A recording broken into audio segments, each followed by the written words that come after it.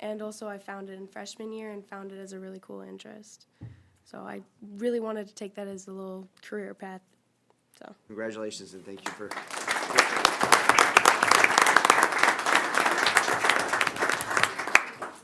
Thank you. Pictures? Picture? Yep. All right. All right, guys, come on up. Come on up. You can't get out that easy.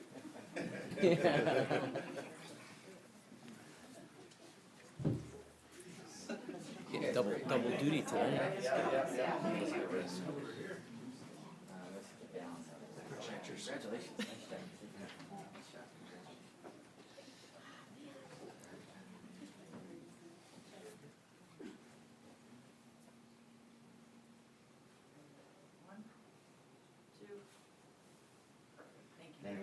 Nice job, guys.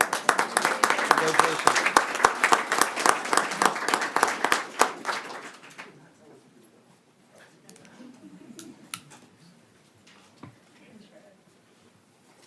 All right, next is esports. We welcome the esports coaches Connor Legaretta and Cody Murphy to the podium.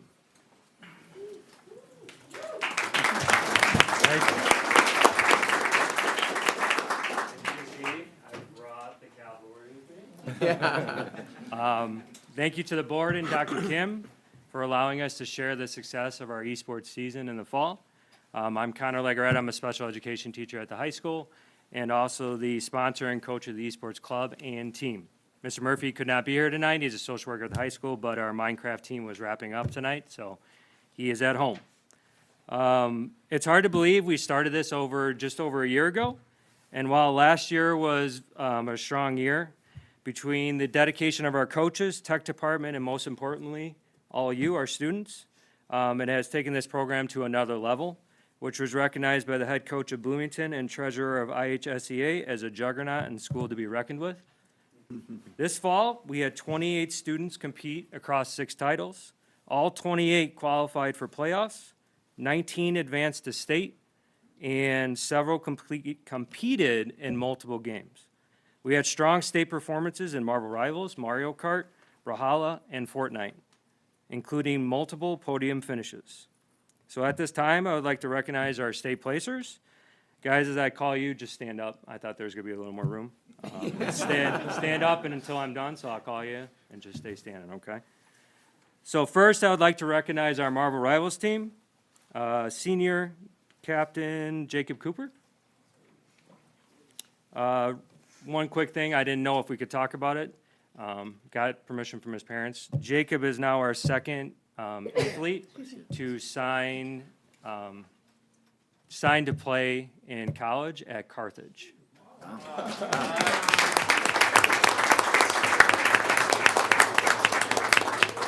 Senior captain Andrew Delvella. Liam Cervantes. Brennan Crawford is not here. Brian Johnson. Juniors, Tyler Throde, Jackson Webb, Dylan Mayo, Owen Mayo, Micro Agro, who is not here, Blake Gilbert, who is not here, and then 4 freshmen, Grayson Purdue. Come up here. Okay. Joel Gilmore, who is not here, Shane Erdmanis, Tyler Britton. The athletes behind me, well, I wrote this already, committed around 10 plus hours a week to the team on top of their other sports and other schoolwork. They were one of 6 teams out of 74 in IHSEA to be invited and compete at the Illinois Education and Technology Conference in Springfield in early November. They built off their spring season of making the playoffs to end the fall season with a record of 11-5. And earned the second-ranked team in 3A going into the playoffs. They used that momentum to qualify for state, ending the season with a 3rd-place trophy. Congrats, guys.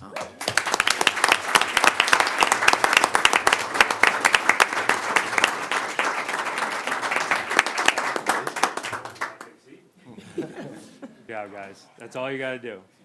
Guys good with that? Unless somebody wants to come up and say something. Didn't think so. Yeah. Next, I would like to congratulate and recognize our Mario Kart team. We have seniors captain Dom Allen, senior Brian Johnson, junior Dylan Mayo, junior Owen Mayo, sophomore Sam Hett, and then 2 freshmen, Grayson Purdue and Bryce DeBas. The team was able to battle back from an 0-2 start to the season, finishing the regular season 5-2 and earned the number 1 seed in 3A. They were able to capitalize on that to advance to the state finals, to take second place, losing to 2-time state champion Stagg High School in the last cup of the finals. Congratulations, guys.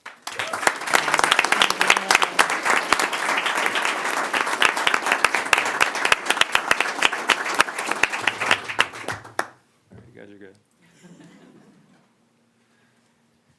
Then I would like to recognize 2 of our solo gamers. First, we have junior Dylan Mayo. It's okay, Dylan. Dylan was able to accomplish something that is a first for Batavia esports, but also hasn't been seen at the IHSEA level. He was able to be a 3-time place winner for the fall season. He was a starter for our 2nd place Mario Kart team, a starter for our 3rd place Marvel Rivals team, and also ended the year 11-4 and the number 2 seed in the game Brawlhalla, where he earned 3rd place in the state finals. Congratulations, Dylan.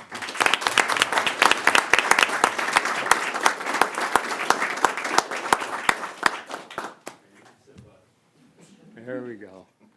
And last but not least, junior David Williams. Stand up. You're okay. So David, we are proud to introduce Batavia High School's first esports state champion. Oh, yeah.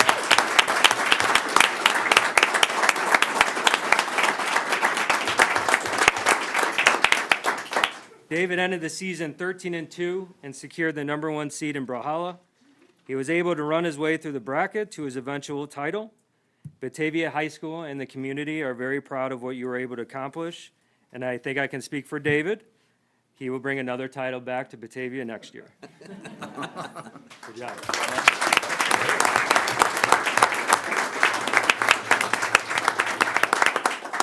To all the athletes here tonight, your parents, coaches, Batavia High School, and our community are incredibly proud of your hard work, dedication, and accomplishments. But I'm here to say that we're just getting started.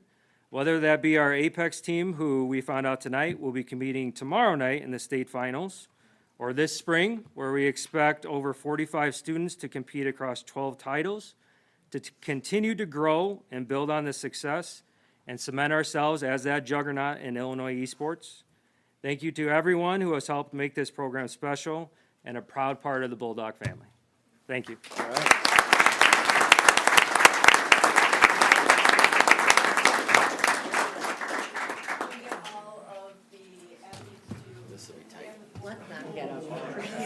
And almost all of them are taller than us. Totally. We'll have to do the squat in the front. I'm gonna do this. Why don't you hold the sign? Yeah. There we go. I was laughing. That's so bad.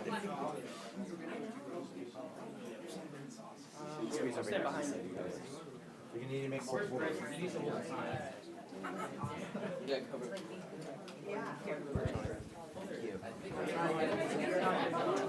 Boys, I think we're gonna have a couple of you trying to kneel down. Oh, what do you think? We do that?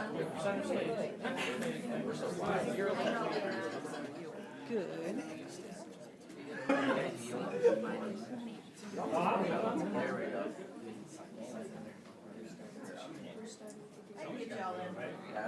Yeah, I know, right? Good. I can't see you. Very good. I'm good. All right, in 3, 2, 1. Thank you very much. Thank you, guys. Congratulations.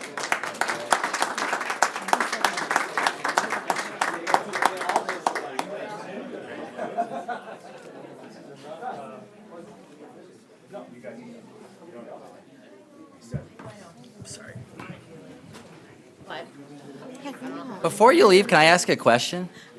When you guys compete, is that open to the public to attend the competitions, or how does that work? So we're working on that. We finally got our own space at the high school. So we do have stations set up. It just depends on the game. Our rivals team did compete at home and at school. Mario Kart did come to school. And we're hoping like in the spring we can start transitioning. We do have parents come and see. Yeah. But we do have a YouTube channel and a Twitch channel that we stream all Okay. our matches. Yeah, just to see, watch the game or Yeah. matches. Yeah, Yeah. that'd be good. Thank you. Thank you. Thank you. Good job. Appreciate everything, man. Appreciate it. Thank you, parents. Thanks Thank for coming out you. tonight. Can we go from one of the more populated board meetings? I'm here for the one. My kids will love knowing that that's okay.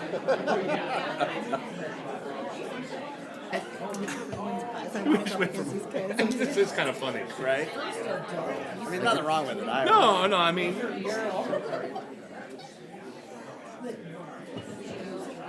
Oh,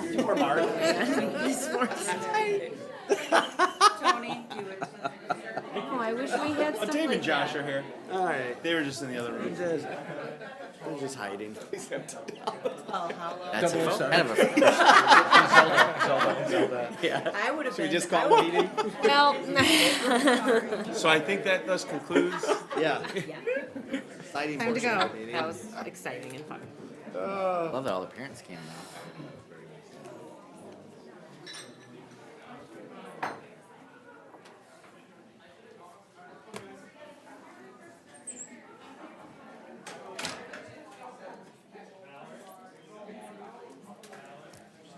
Let's everybody settle down a minute.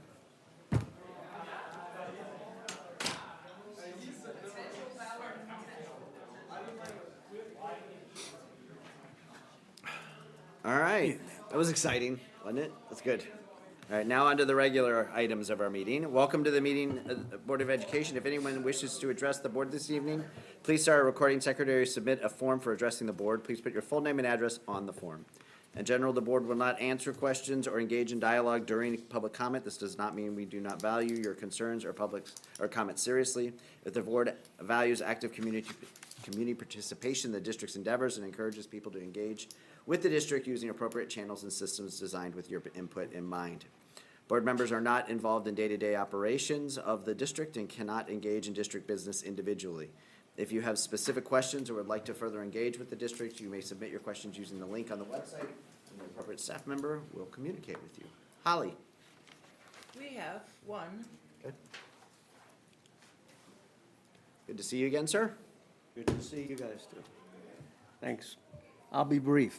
I'm here just to say how much I appreciate the effort that the board, the administration have put in to making our schools safer for our students, faculty, staff, and community. And so I tip my hat to you and give you all a salute.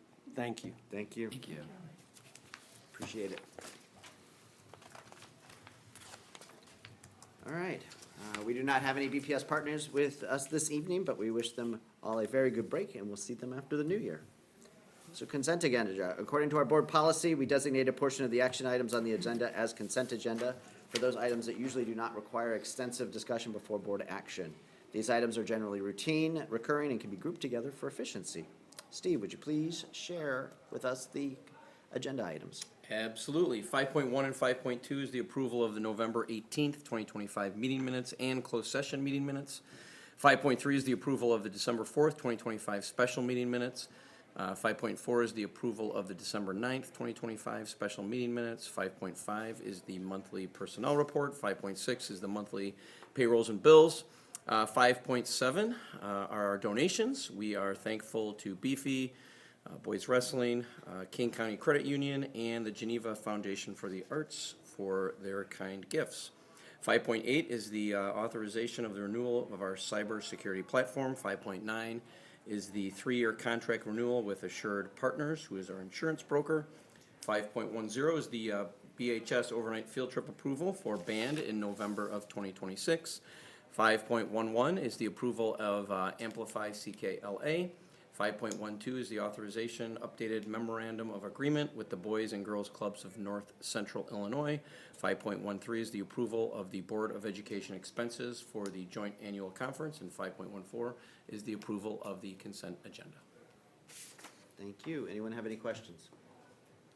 I don't have any questions, but just to give a little background on the CKLA, so during CAC, our last CAC meeting, which is on the 20th, I believe, they went around and they gave the feedback on this, and everyone thought that it was a good program for the elementaries to do. So just a little bit of background on that. Thank you. And I noticed that there's materials out there, I believe, attached to that. How long will those be on display for the public? Will they go down after tonight? They've been on display since the last meeting. Yeah. We've received no public comments on them yet. Okay. We'll probably keep them out for a few more days till break. I went to Mrs. Gunderson's third grade class. She had invited us if we wanted to come observe. I think you did too, she said, yeah. And it was really, really great. I mean, the curriculum, you know, it touches on grammar in just one session. It was like grammar and vocabulary and writing and reading comprehension. And they were even, you know, the pre-writing that they did was about an excerpt that they read previously. So they're like having to recall something that they had read before. And it was cool to see. Seems great. All right, any other questions? Any other topic? On On the agenda, for the consent agenda, on this or others? CKLA, I also had an opportunity to observe a fifth grade classroom. And I did notice kind of a difference between the what I felt were like the challenges for each class. The third graders, I think, were taking to it a little easier. The fifth graders, I think, having had a different type of curriculum for much longer. So I did, just out of curiosity, wonder, do we have any supports in place for like the fifth graders who are maybe having a little bit of a tougher time with it? Yeah, a lot of our instructional coaches are working with a couple of teams that are piloting in fifth grade. Yeah, You're right, they've been kind of accustomed to one thing Right. for quite a long time. you could tell, yeah. Yeah. Yeah, And the rigor is very high It is, with yeah. these materials. The reading levels are on grade level. We want kids. So our instructional coaches are working with them on a couple of things. One, our engagement strategies, right? Because kind of sit and get doesn't work for kids. So like, how do we engage them with more kind of learning strategies, which aren't like specifically spelled out in the materials, Right. but are needed to get kids engaged with the materials. And then secondly is really, how do I scaffold up that to that level of rigor with students, right? So like, how do I get them to that level? We're not gonna just expect them to be at that level, so what are the strategies we're gonna use within the classroom to get them there so Yeah. that they feel successful? okay, great. I noticed that the contract mentioned sixth, seventh, and eighth grade, but it was initially tested just K through 5, right? So is sixth, seventh, and eighth getting rolled into that? Yeah, and Jen is here because she's been a part of those discussions firsthand, and I'm a secondhand person, so she's here to talk a little bit about that middle school process, so that we'll have a K through 8 articulated program for our kids. Good evening, everyone. It's exciting to continue to talk about literacy in Batavia because, as Raquel said at our CAC meeting, we had a report and share out of all of the subject area leadership teams and where each team was. And we have a phenomenal K-12 leadership team, but each level is at a different spot. So at that meeting, we were talking about ELA, which is still an Amplify product. And the team at the middle school had identified, after looking at 12 resources, that Amplify ELA was the resource that they wanted to use. So they were super excited. They've heard the successes of K-5. And so as we were continuing to work through the CAC process and talking about who was going to field test, one of the SALT members went back to the building and started to talk about how excited they were about a middle school product that is designed for middle school students, that recognizes their voice, their story, is highly engaging, has a variety of on grade level reading, writing, grammar, everything embedded that we've seen with our K-5 process. And everyone in one grade level wanted to participate. And then they emailed, and then it was similar in another grade level. So then we worked with the Rotolo administration, and at our CAC meeting, we said, everyone wants to join and be part of the resource implementation at Rotolo. And with the structure at Rotolo and the team pieces, there are co-teachers who are case managers for our students with IEPs, as well as our EL students, and they share teams. So they could be on a field test team with one teacher using Amplify and another teacher using a different material. So that provides an obstacle. They can't have PLC meetings, they can't talk about data together, and it isn't very inviting to have one person in a grade level that's not part of it. So with the feedback from the team and from CAC, and CAC really said, we need to have the SALT team members make that decision. The SALT team members gathered and said, it would be best if we all could learn together. We all want to grow together. We all want to support one another. So we know that that changes the definition as CAC has established it as a field test. But we really think this would be a powerful move if we could all learn together and grow. So with that recommendation, we came back and said, okay, we want to move forward. So CAC has not come up with an official word for this new piece because all of this has really happened in the last 3.5 weeks. So we're excited that we will have these materials. We'll have the same support from Amplify that we've experienced with our K-5 team. There's a lot of parallels, and it is exciting to be able to have a solid resource that is articulated all the way through kindergarten through 8th grade with common academic vocabulary, common routines, common structures, so that our students can continue to grow. So you're right, this was a little different, but it's been in response to what our teachers are really asking for to be able to come back in 2026. That January 5th will be a professional learning day for the entire team to be able to really dive in, work with the Amplify implementation staff, and be really excited for the second semester at Rotolo.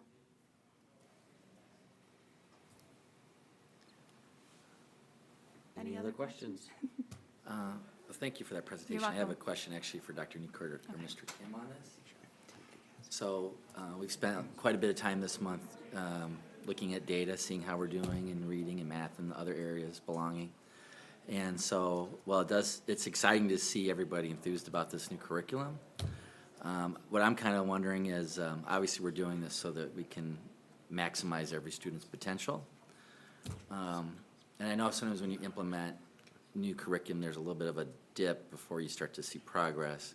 When would be like a reasonable time frame from the board where we could say like, okay, we should start to see the benefit of this greater student population?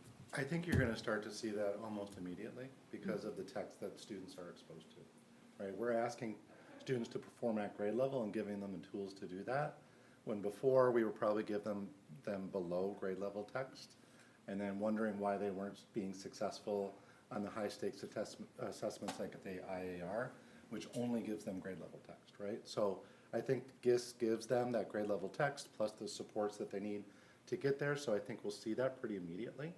I think in our field test in the elementary, what we saw is strong rigor within the materials. Teachers were seeing their students on their curriculum-based assessments, those curriculum-based measures, be extremely successful on those. They've seen huge advances in the students' writing as well, which was something that we were really concerned about in the past. So I don't think it'll be too long. Okay, good. If- No, go ahead.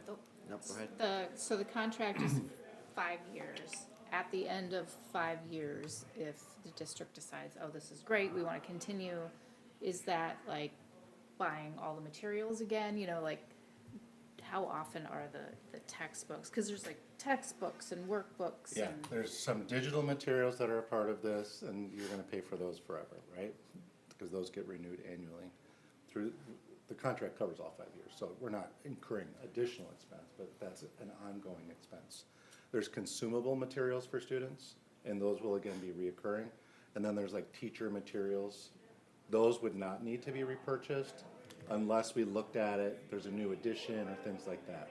That was one of the questions that we asked through the procurement process, was like, what's the likelihood of a new edition, which would kind of throw us off cycle. I've seen some posts from other districts trying to unload volume 2, because we're in volume 3.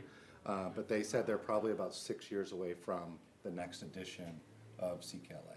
So that gives me kind of heart that we've seen throughout the course of this year, they've actually improved the product a little bit based on our teachers' feedback and teachers who are implementing this as well. So they're ongoing making changes, but I was concerned about like, when's the next edition gonna come out? So they gave me some reassurance on that. We've also leveraged some pricing with them with kind of bundling both the elementary and the middle school together in terms of those materials, kind of that volume discount.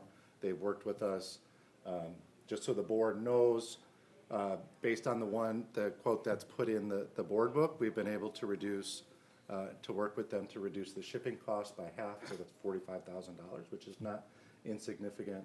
And we have authorization to pay for this over 2 fiscal years if we need to. So that helps kind of balance those budgetary pieces. This is a rather large, I know, like Dave and Mark, they function in these numbers, but C&I does not function in, these numbers. But this is a large expenditure for curriculum, but we believe through our process, this is probably one of the best processes, and I give Jen and Ming and the SALT team all the credit because they've really done this in a super collaborative fashion. So I think the teachers are invested in this. They're clamoring to get at these materials. I've seen several of them out here. They knew they were on display because they wanted to get at it right away. So I think that really speaks to the collaborative process that Jen and Ming used throughout this whole process. So in speaking to the cost, so this is spread over 2 years, but it's for the full 5 years. There will be some update, refresh, subscription costs in the middle, but not anywhere near this one, I assume. One of the ways I try to look at it, is if you take that cost, divide it by 5 years and divide it by 8 grade levels, you get down to about $29,000 a year per grade level. So while it's a big number, the question to me is trying to get, I don't know how many K-8 students there are, so I couldn't get it down to the student number, right? But it begins to be approachable because you gotta realize this is scalable by the size of our district, in a lot of ways. So that's a little bit way I was thinking of how to break down the number in a way that it could feel approachable to me, so. Yeah, it's about, what do we say, $4,000 to $4,500 per classroom. Okay. That's how we looked at it. And we'll be able to draw on a bank of those consumable materials and have access to the digital through that full 5 years.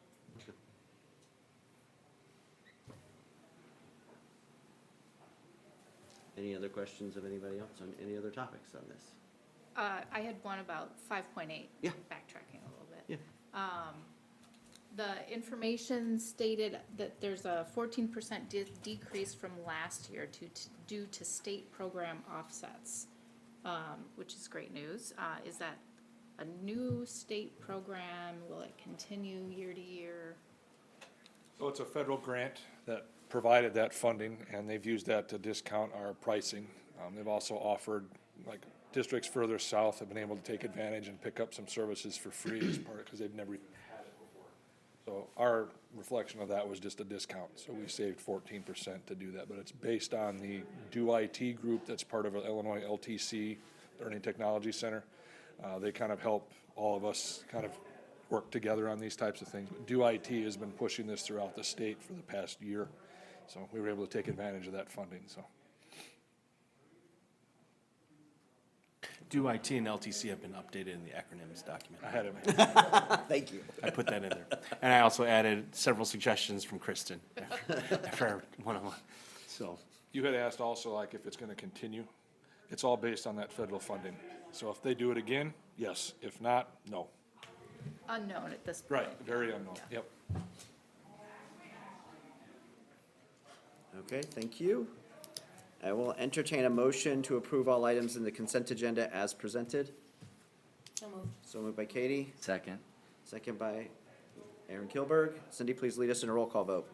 Sliger, Yes. Meadows, Yes. Gonzalez Thomas, Yes. Arlandu, yes. Garros, Yes.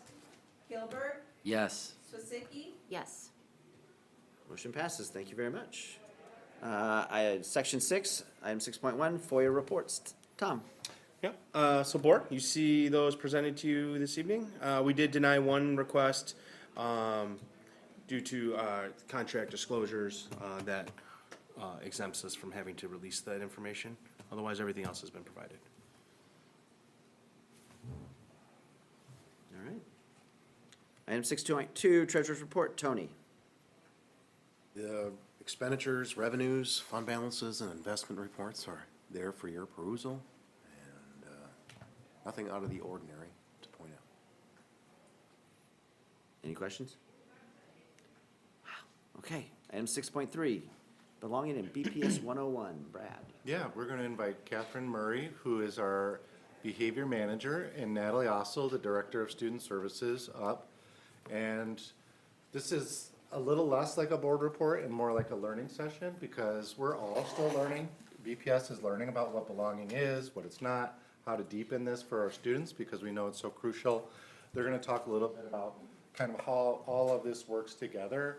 We looked at the panorama data, but this will give you a lot more context to what we're working on related to belonging. So, Catherine, now, thank you. Good evening, board. Thank you so much for having us this evening. We're going to start with a little bit of a different learning experience for you all. I promise it'll be okay, so just bear with us for a couple of moments.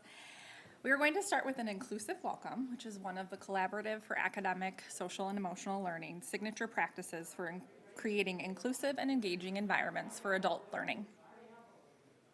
I ask that you take a moment to reflect on a time in your life when you felt like you truly belonged, whether it be at school, in your family, or in your community. And as you're thinking, consider what made you feel that way, and what did others do or say to support that feeling? When you're ready, please turn to an elbow partner and share your reflection for about 1 to 2 minutes, but just wait. We'll then invite you after those 2 minutes are up to share one word you heard from your partner that represents belonging. Your 2 minutes starts now. I think that's your elbow partner. What do you got? Oh. Do you want to go first? I would say, I thought Specifically like mothers and I think that Like boys, my nieces, and my nephews on my side, so like the nuclear family was all together and the grandkids. And just kind of like the getting along, the joking. listening, like being listened to. That kind of thing. So, that's the way I can look at it right now. Pardon me, I'm in contract meetings all day and I don't feel like I'm included. So, all right, what about you, mister? Actually, it's so funny. Something very similar. Do you know what I'm saying? Like it feels like an effort. Thanksgiving family side on my side, not my side, but I met this year. It's great. We did the first. I actually think it was this, the engineering society I belong to, where I first came in and I decided to try out for the school play. No. It just felt great to be around people.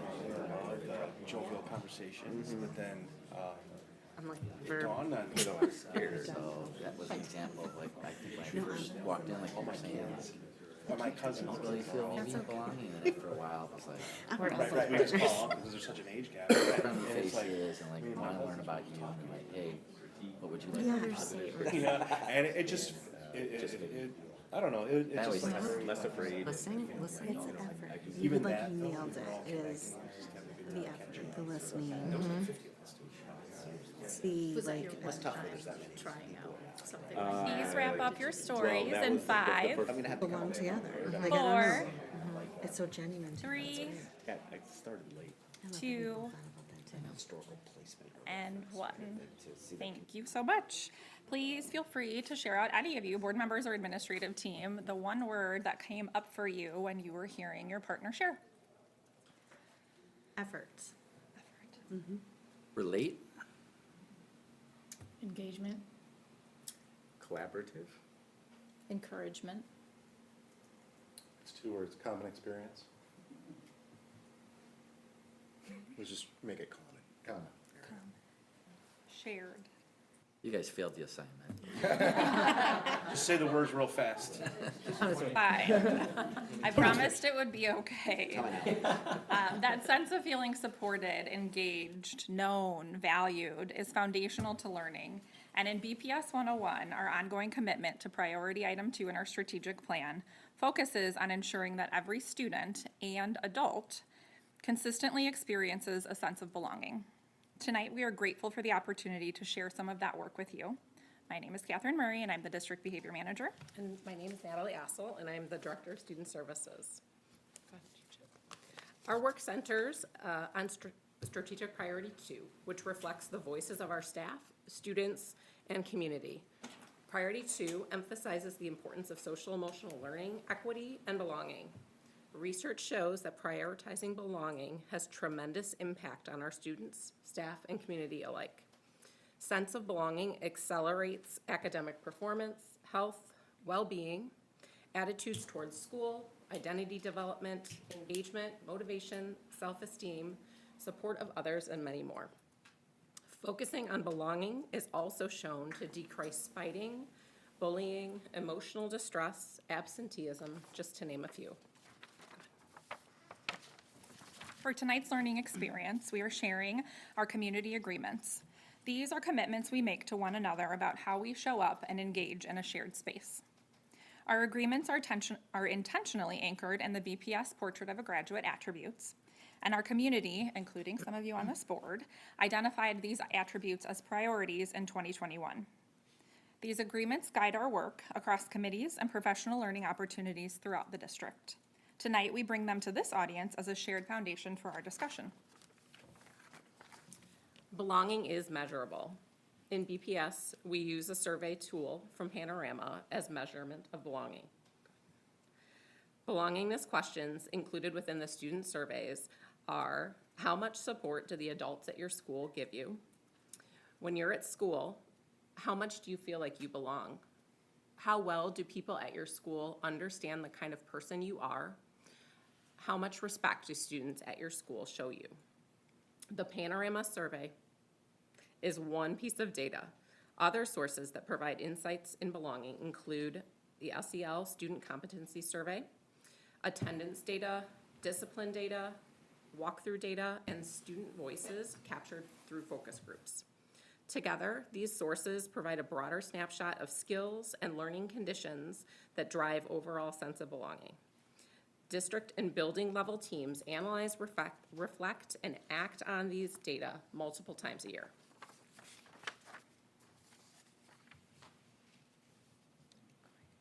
So what is belonging? Keep going. There are quite a few definitions out there of belonging, and in BPS 101, we are anchoring our work in the UC Berkeley's definition, which is the extent to which students feel personally accepted, respected, included, and supported by others, teachers and peers, in the school environment. To take it a bit further, it's the involvement in meaning making and the building of relationships in our school and educational setting. Students are authentically partnering and or leading the school process when we're embracing belonging. This definition centers the affective experience of school, or the feelings of being known, valued, and supported. And at the same time, it intentionally leaves out the how. It invites us to define specific actions, practices, and climates that create those experiences of belonging in our schools.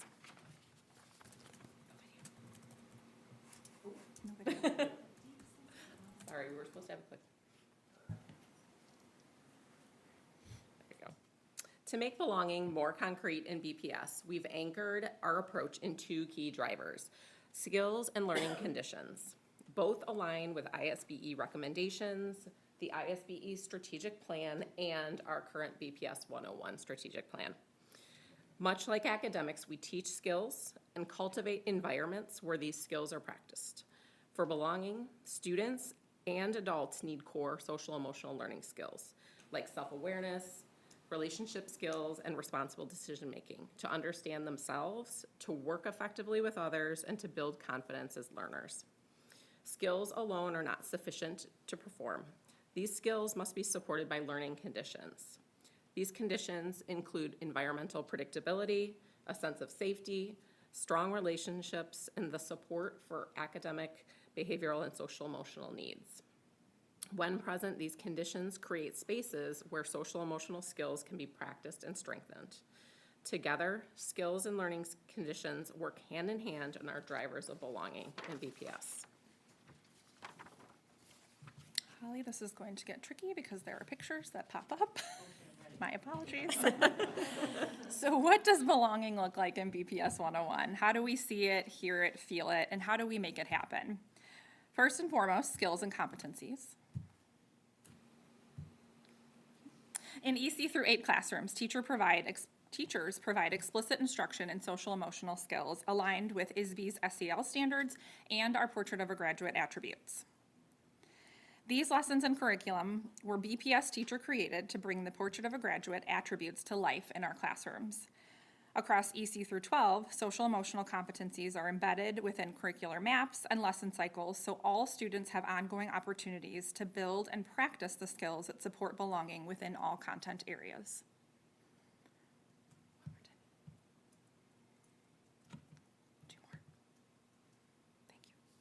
Next, we have learning conditions. These are the systems and environments that allow our skills to grow.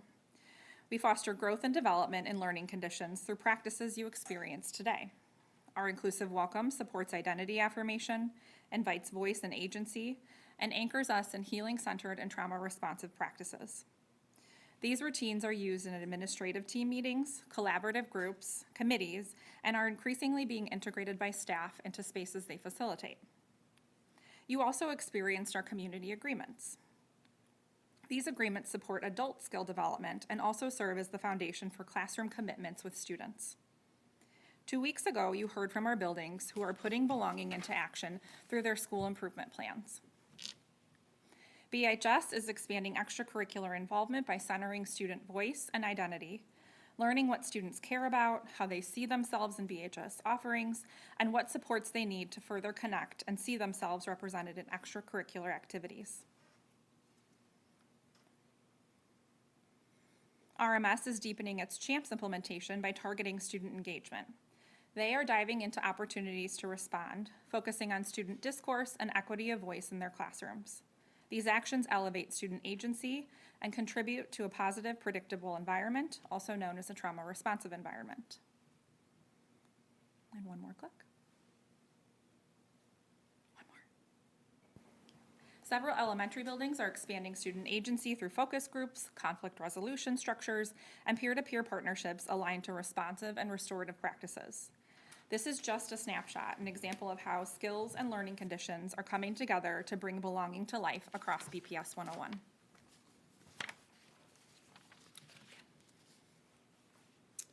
Just as buildings focus on their priority 2 targets, the district is also making important progress to strengthen belonging across BPS.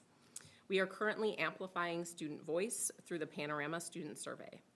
Staff continue to deepen knowledge as to how to use the Panorama platform to notice trends across attendance, behavior, academics, social emotional skills, and belonging, and to monitor our progress.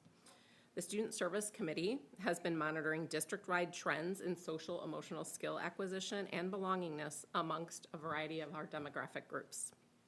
The work has highlighted the need for the professional learning around equitable environments, the fidelity of our tiered systems of support, fidelity of social emotional curriculum delivery, and making sure that we have a guaranteed and viable EC to 12 curriculum map for social emotional learning that's standards aligned.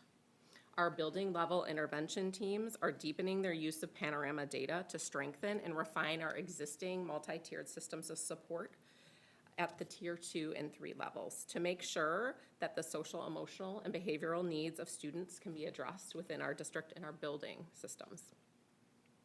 We also have several learning conditions initiatives underway. We're integrating CASEL's 3 signature practices to create more predictable and engaging learning environments. We're strengthening our community partnerships, including those with Chip In, Family Counseling Services, Mutual Ground, GPS Parent Series, and Suicide Prevention Services. Classroom walkthroughs continue with a focus on equitable participation in inclusive environments. And professional learning has focused on partnerships with the Resilient Supportive Schools Initiative through ISB to get our RMS deans and Catherine Murray trained in restorative practices.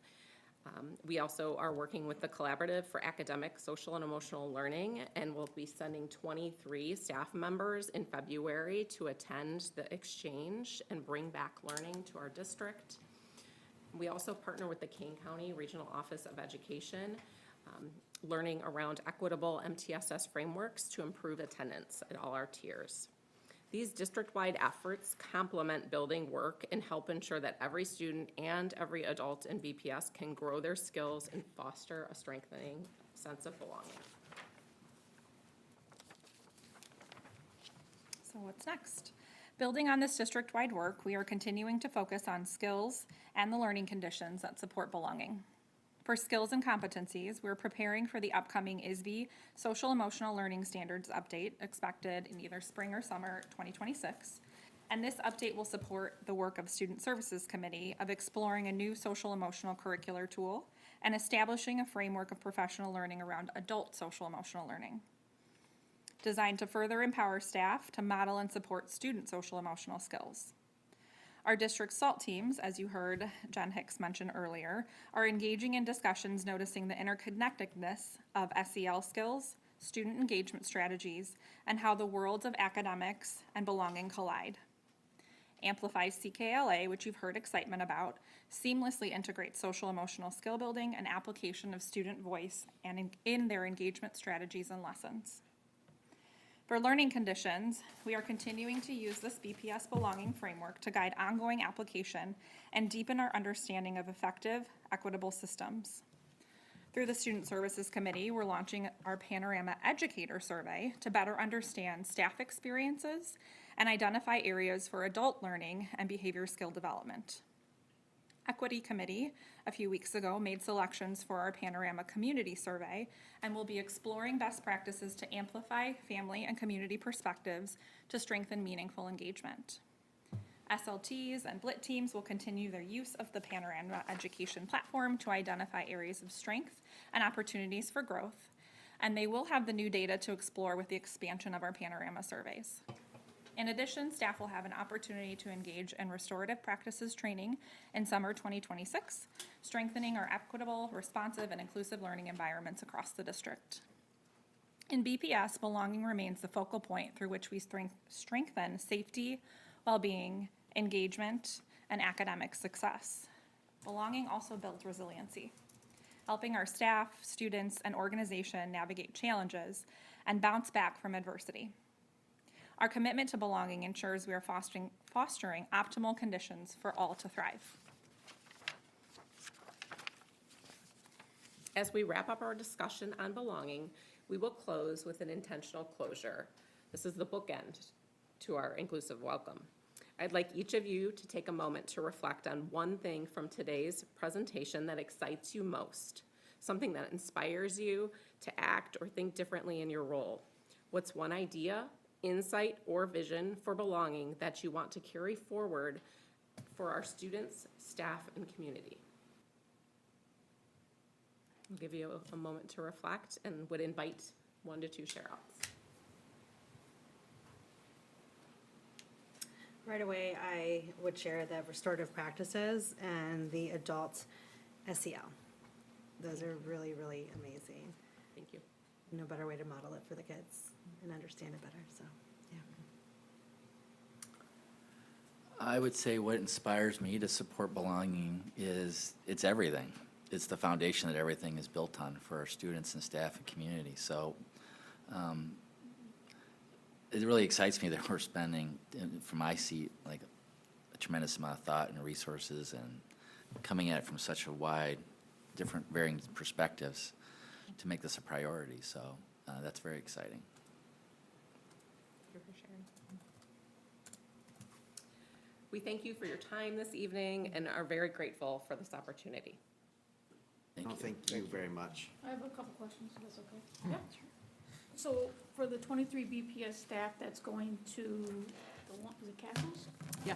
So what are those all like educators or are they support staff and across what grade levels?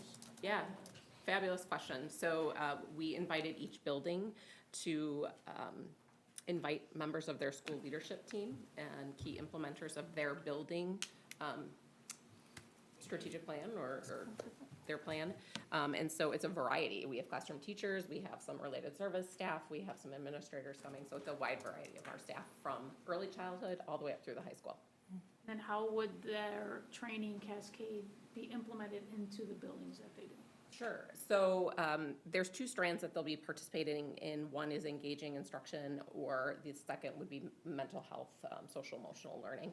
And so the exchange has been moved to a virtual format, so they'll engage in the professional learning throughout the course of the 2 days. And then we're going to have a work group debrief as a district with some action items and commitments that we'll be working collectively as a district committee for those who attend, and then action items for what they're gonna bring back to share their learning with their SLT. Thanks. Any other questions? Thank you very, very much. Yeah, thank you. All right, next our committee updates. Tom? Well, all right, so, board, you can see that the board committee share-outs are posted in your board book for you. Board members, I go ahead and welcome you to share anything you'd like. One thing I do want to note, a great connection to what you just heard in the presentation. The Equity Committee met, and as a continuation of that strand to sense of belonging, the Equity Committee was asked to actually help create the family and parent engagement tool through, that we'll use through Panorama. And so we were able to complete that. Rob, I don't want to steal too much of the thunder, so I'm going to stop there and let you talk if you were planning on giving an update about the Equity Committee. But that was one thing I did want to draw your attention to, like how all this kind of weaves in and out of the work of the district and the committees that we have. So, all right, board members, aside from what's been shared in the board book, if you want to do your round out of committee updates, please feel free to do so. Well, Rob, since you were called out, you want to start? Called you out, Rob. Plan on not saying anything. No, I'm just kidding. But, no, I mean, Tom kind of stated it. I guess what I really enjoyed from that meeting was kind of the process that was used. Natalie and Catherine kind of led us through that during that meeting. But it was very collaborative. I'm going to steal the word. I know it's been used a couple times already, but it's true. But we kind of went through and like reviewed different areas of questions for this survey that Tom was indicating, and we all had input into selecting which ones we thought were the best ones to include in the survey. So, and as Tom mentioned, it's going to be used. I think it's planning to go to DCC for review here shortly, and so we'll see how that goes. But enjoyed that process is my big statement from that committee meeting.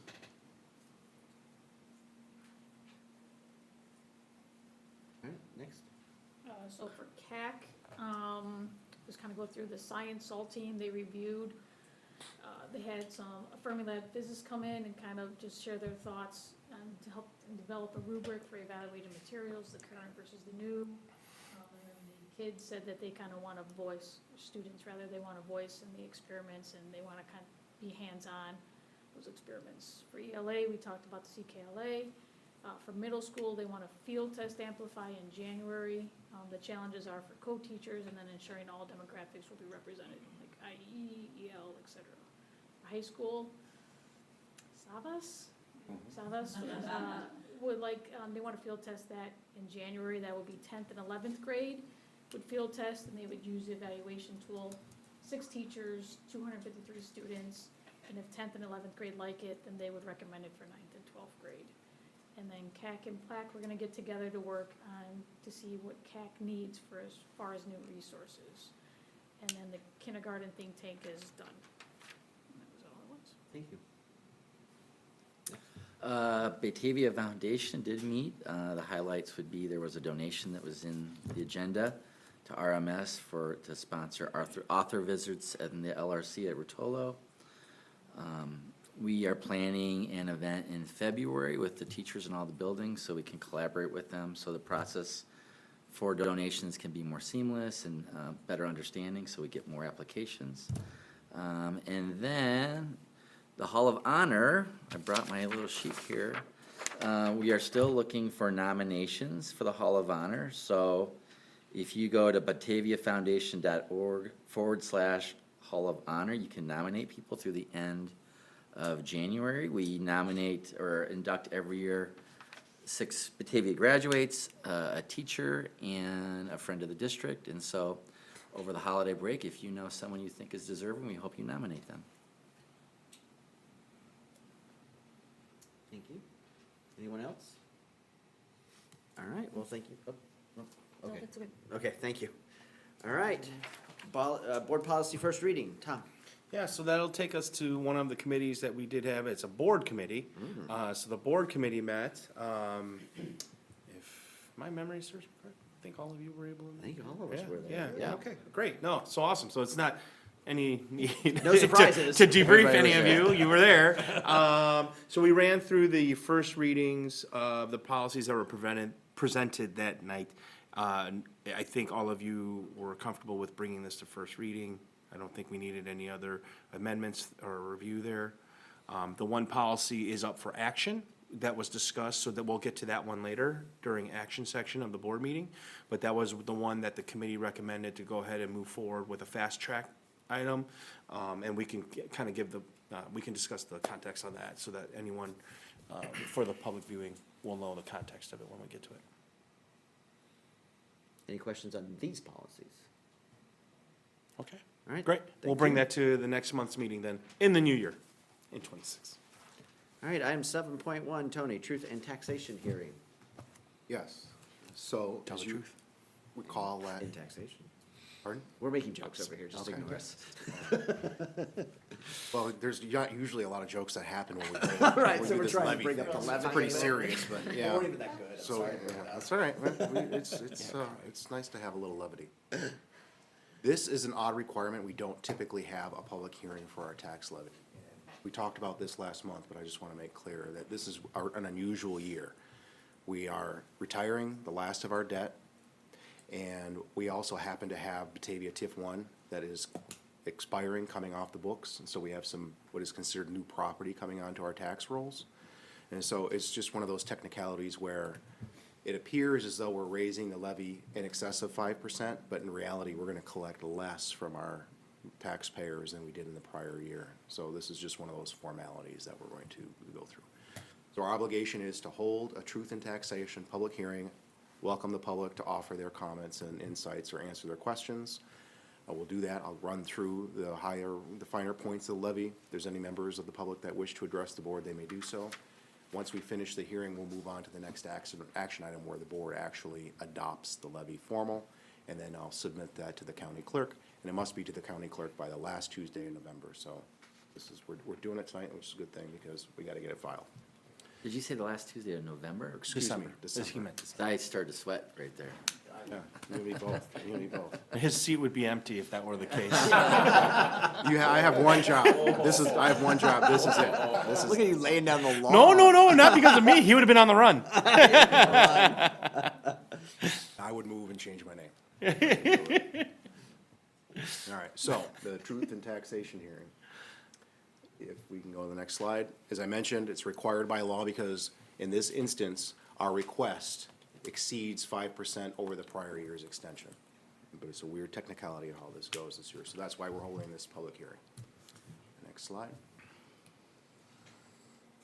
Many people are familiar with PTEL. It was enacted in the early 1990s, is commonly referred to as the tax cap, and that caps are the increases in terms of what the school district can collect from one tier year to the next to CPI or 5%, whichever is less, minus new construction. So because, as I mentioned earlier, Batavia TIF 1 is expiring, that's considered new construction, in addition to all the other new property that was added to the tax rolls in the last calendar year.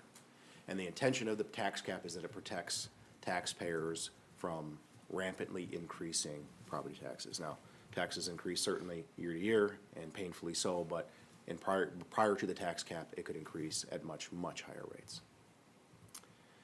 Good news is that the equalized assessed value, or the taxable value of our school district, is increased to $1.9 billion, and that's an 11% increase over the prior year.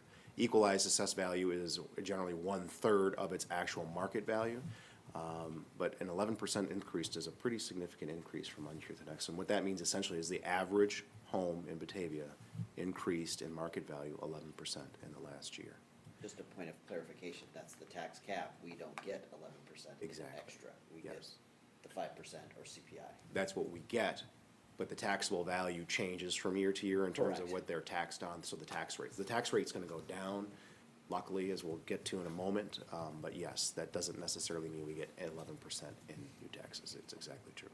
We have about 12, what we estimate the assessors in terms of the information they're provided to the clerk, and what the clerk has then shared with us is that Batavia, the school district, is expecting around $12 million in new construction and almost $15 million in the expiration of TIF number 1. That combined together is the $27 million.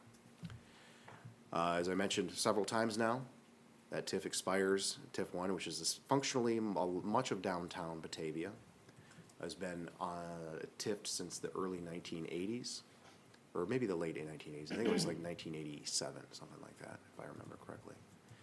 And so now that that increment, that was the difference between, they've always paid their taxes at the same rate during that time period, but when the TIF was enacted, the amount of money that value increased went to the city's coffers to control through the mechanisms that TIF allows. And now all that taxable value is coming back to the original taxing bodies.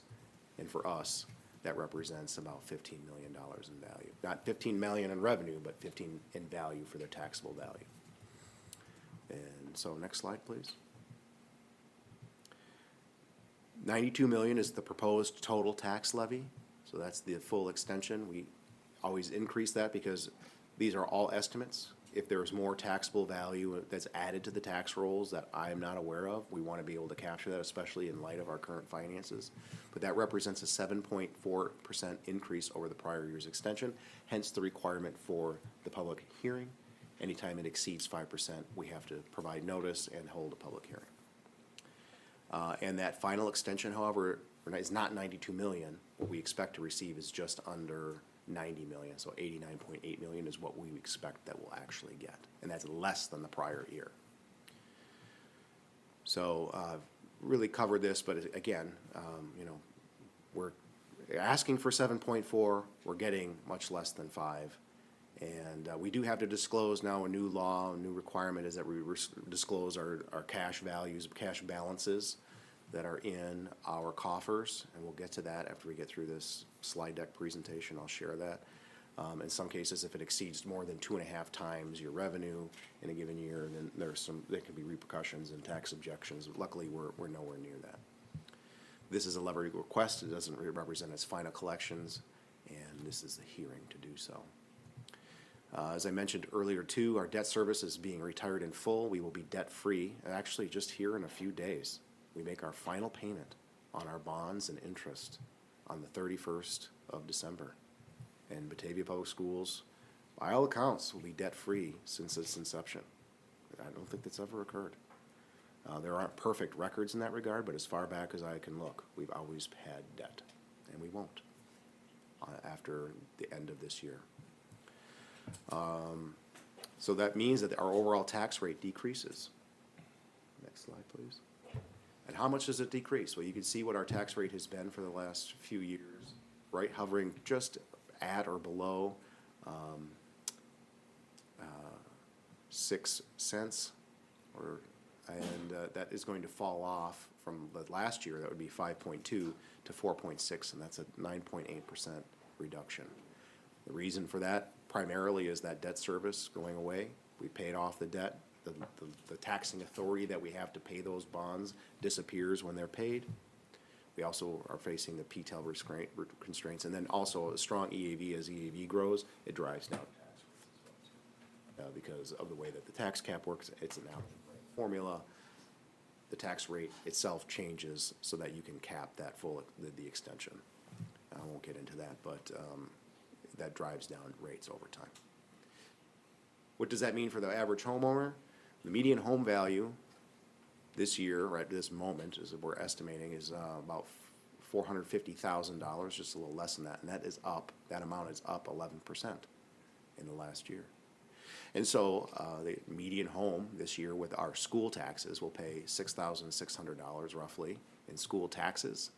That's $300 less than the prior year. So if your house appreciated by 11% and there weren't any major reassessments or anything taxable didn't change either how you just mirrored the average taxpayer in Batavia, you're going to pay $302 less in school taxes than you did in the prior year. I can't speak for the other taxing bodies and their taxes, and, you know, obviously, there's a lot of dynamics involved there.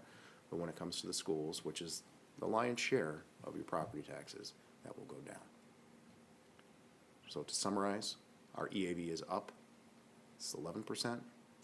We're asking for a levy that's 7.4% more than we extended last year. However, that's not what we'll collect. Retiring debt will drive down the tax rate by 9.8%. It means the median home tax bill goes down $300. Our debt is fully retired here in a few days.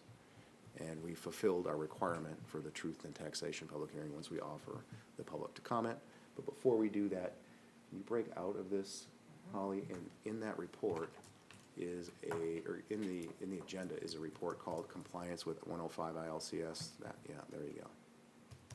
So this is the new requirement that the General Assembly passed, that we disclose when we hold this public hearing or when we adopt our levy.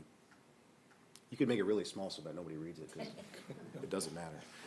Anyway, if you scroll down just a tad, we have to look at our average total expenditures over the prior 3 years in certain funds, the education fund, the operations and maintenance fund, and the transportation fund. We look at that, we look at our average total expenditures over those 3 years, which is $111 million, which is no insignificant sum.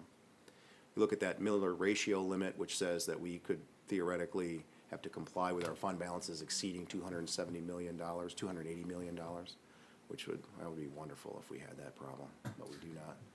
Our total fund balance as of June 30th was $49 million. And as you well know, we spent a pretty significant sum of that fund balance just in the last 6 months to do the renovations at HC Storm School and the like. So that number is going to significantly decrease in the current fiscal year. It'll be below $40 million, probably closer to 35 and maybe less. And we have future years of more spending to fulfill our warm, safe, dry plan. So we are not in danger of running up against this new requirement, but we do have to disclose it for adoption. With that, I'd be happy to answer any questions from the board or any questions from the public. Any questions? I just have one comment. So the big takeaway for me, I just like, and Tony said this, but like, my eyes, this is like a kind of remarkable moment in the history of the district, in that the average home owner in Batavia's value has gone up 11%. And if you ask different people, including the mayor, why people move to Batavia, a strong school system is a primary driver of that. But the actual percentage of taxes that you'll be paying is going down, and as of January 1st, we'll be debt-free. That's probably never happened, all three of those converging at one time. Yeah, I think that's a true statement. We don't have perfect records in that regard to know that for a fact, but it's very likely true. Yeah, so that's something I think people should be proud of, because to have all those factors aggregate at one time is, it's unprecedented. So I just want to point that out. All right. Do I need to call for public comment? Yeah, please. Do we have any public comment? Hearing none. Thank you. Thank you. Do I need to close this hearing or anything? I don't think so. We give people an opportunity to speak. All if they right. so wished. We are now moving on to action item 8.1, adoption of the 2025 tax levy. Tony? So, everything that we needed to know to adopt the levy, we just talked about. But I think it would be helpful just to pull up the certificate of tax levy so that we can identify the total amounts in the individual levies themselves that we're requesting.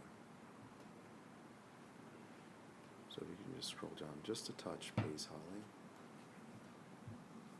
See that total levy amount is 92 million. There's 70 million requested for the education fund, 12.4 million for the operations and maintenance fund, 3.8 million for transportation, 300 for municipal retirement, 800,000 for social security, and 4.7 million for special education. All of which add up to, as I mentioned, 92 million.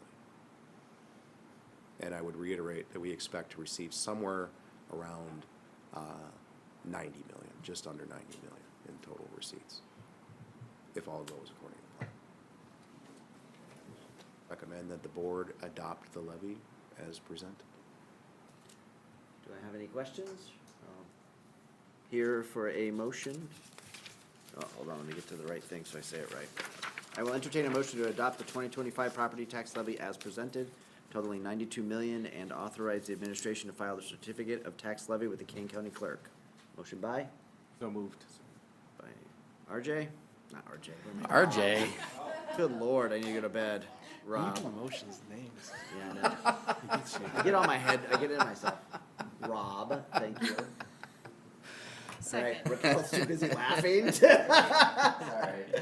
Yeah. Second. Second by Aaron. Actually, Kristen second first. Oh, I'm sorry. Okay. That's right. I was laughing too We're hard. too busy paying attention to you Sorry. laughing to hear Kristen. All right, thank you, Kristen. All right, motion passes awkwardly. All right, Cindy, please lead us in a roll call vote.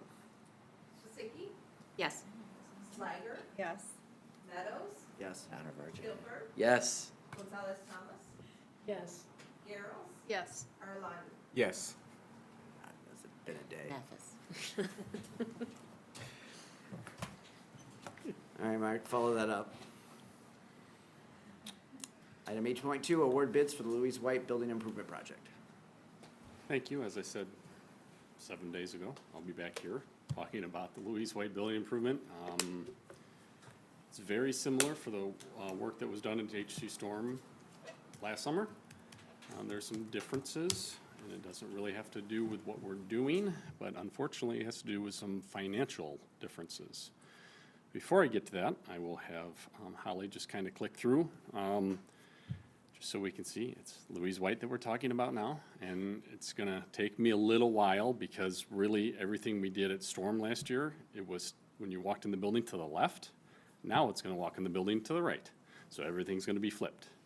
And that's actually confusing a lot of people that I'm talking to in like LAMP and DLR and like that. They have to like really change, and it does. If you're in the building every day, it doesn't. But as you can see here, it's gonna be new security vestibules. So right now, when you walk into Louise White, you really walk into the cafeteria before you have to get to the office.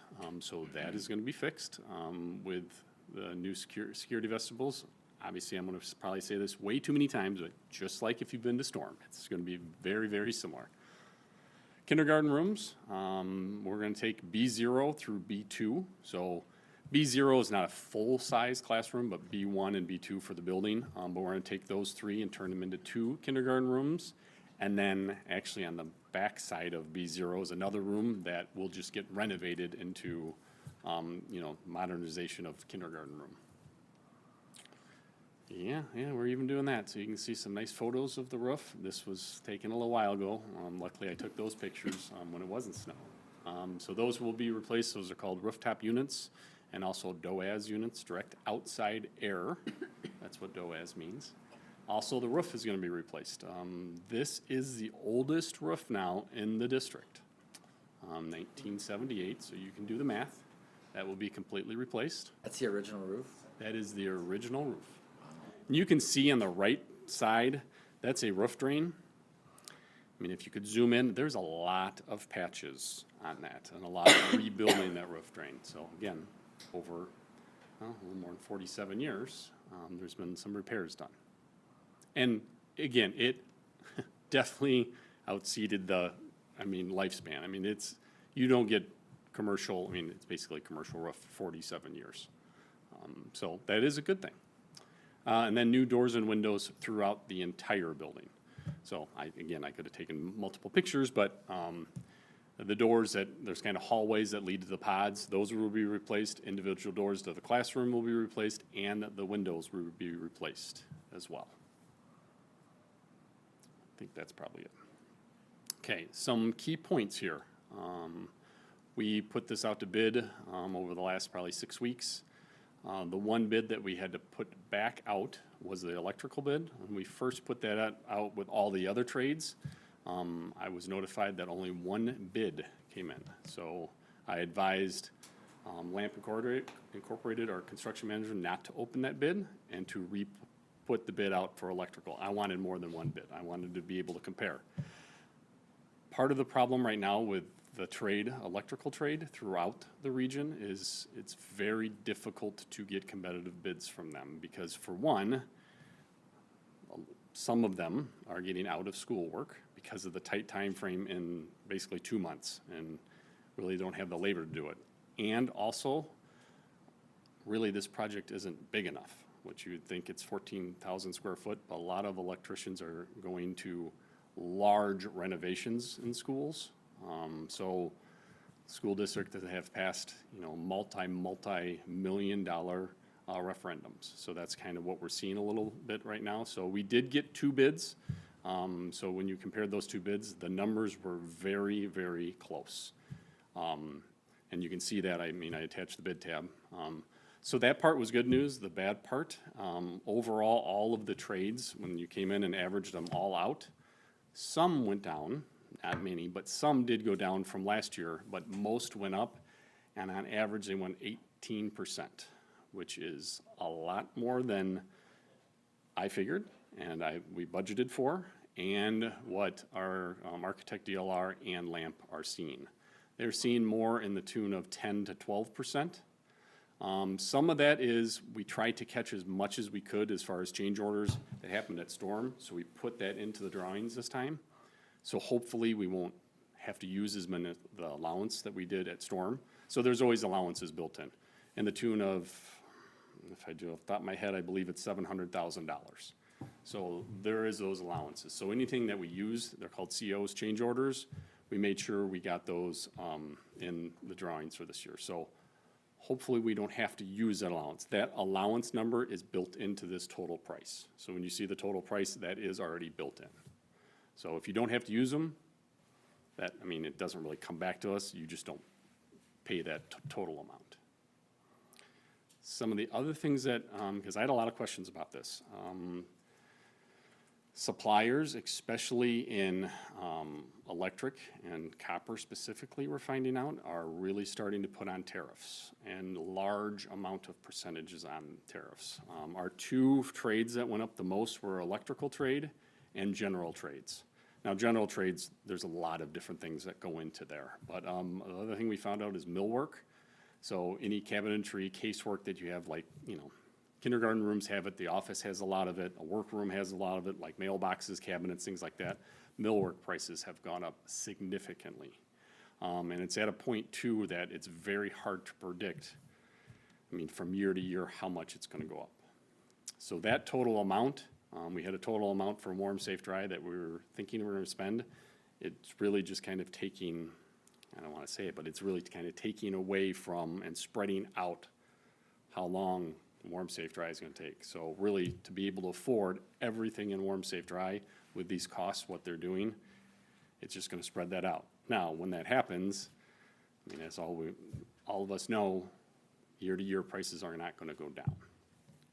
Usually in the construction trade, and we're doing buildings, and before COVID, it was pretty much 3%, 4%, right there. You could figure it year to year to year. Then it went to like 8 to 10%, it doubled. I hope this is not a trend that's going to continue, because that's going to be very, very difficult if we're literally thinking projects are going to go up 18% every single year. And others are seeing it now, not always 18%, but others are seeing significant increases. So, yeah, I wish I had better news, but that's the bidding process, and that's what it came in. And we have three of the contractors, so the general, or the trades that did Storm, that won the bid, the lowest responsible bid, and that will be doing Louise White as well. So that is a good thing. That Storm didn't scare them away, and they wanted to actually come and do it again. Any questions? I'll just make a comment that, and I appreciate the presentation, and I do think this is essential work that we need to do, but yeah, what you're stating is kind of keeping me up at night, because I work in the construction industry, and I can echo that my company, for instance, used to do like a 2 to 3% price increase every January, and now that's history. And what you're saying I mean, I can't look into the future, so, but it's much more aggressive than that. And I think when I started with the board, we were talking about the cost of building a new school. Tony, you can correct me, it's like 22 million, isn't it? That was on the low end, but we were probably. 22 to 25. Yeah. And now just to do these essential renovations is, 6 to 7 million. So you can see how the world changes and how much more expensive things get. So I appreciate your due diligence getting multiple bids, so we make sure we're getting competitive pricing. But I think from my chair, like, we're gonna have to really be prudent in how we make our investment in capital, all investments moving forward, because we just went through the tax levy. Well, the tax levy, value of homes is going up and things, but it's not outpacing the cost of goods and services right now. So we're gonna have some tough decisions to make, I think, down the road.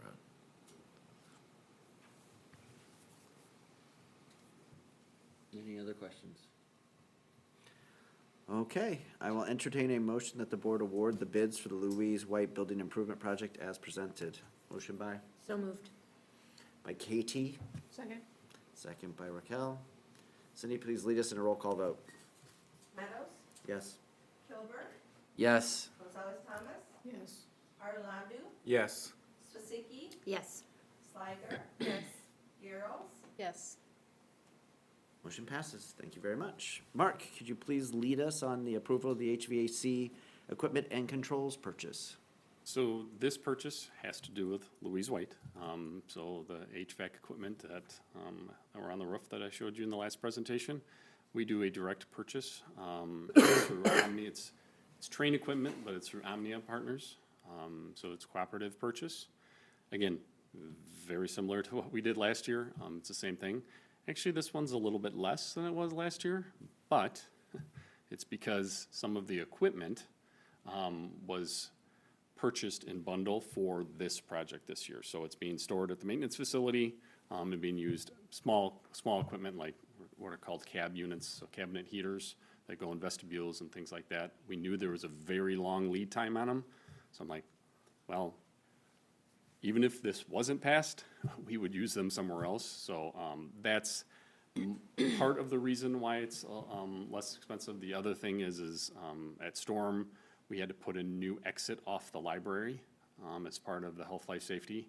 And we needed basically a ceiling unit for that too. So between those, that's what the little cost. But I figured that out, and that percentage for that equipment was not, if you would add them in, wasn't not nearly 18%. It was more on the 7 to 8% range. Any questions? All right, I will entertain a motion that the Board of Education approve the HVAC equipment and controls purchase as presented. Motion by Raquel, Second. second by Katie. Cindy, please lead us in a roll call vote. Arlandu, Yes. Meadows, Yes. Swasiki, Yes. Garrels, Yes. Sliger, Yes. Gonzalez Thomas, Yes. Kilburg, Yes. Motion passes. Thank you very much. Item 8.4, Tom, please lead us on this item, the social media litigation. Yeah, so board, I tried to do the best I could in giving you a little bit of lead time through my weekly updates about this matter. This was a more recent development, but one of my reflections, and I know you're gonna talk about the annual joint conference a little bit, but in the reflection on our conversation around personal electronic devices and just concerns that some of you had shared, you were hearing throughout your connections in the community about students both in school and away from school with their devices and social media. This opportunity came up, landed kind of in my lap. I was talking with superintendent colleagues, and we were addressing, I was addressing like, what are others doing? And some were sharing things that they had, and all of a sudden, one of my colleagues said, "Hey, Tom, have you heard about the class action lawsuit that's been filed?" And it's a nationwide one, but hundreds of school districts in the state of Illinois have joined it. And so I asked them to share more information with me. So they sent that to me, and I provided those documents to you so you could take a look.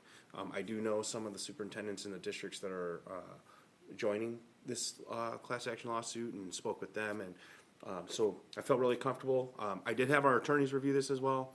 The template language and the agreement that is presented to you tonight is very congruent to what these lawsuits look like. There's no financial liability on the district. fees would be collected out of any kind of settlement or judgment issued from the case. So the reason why I share this with you is because if you looked at the document, if you had a chance, you will see, I think, a lot of this addresses what some of the board's concerns and conversations have been over the last couple of months. And I wanted to give you an option to take some action if this is something of your interest. There's no need to make a motion on it. If you guys discuss it and as a board feel that there isn't interest in it, nobody simply can you don't have to make a motion on it, and then we move on to the next item. If there is interest in it, then board members, you would go ahead and take a motion. Are there any questions, or do you want to go ahead and have a conversation? Please feel, probably at this time is the right time. Any questions? Or general thoughts?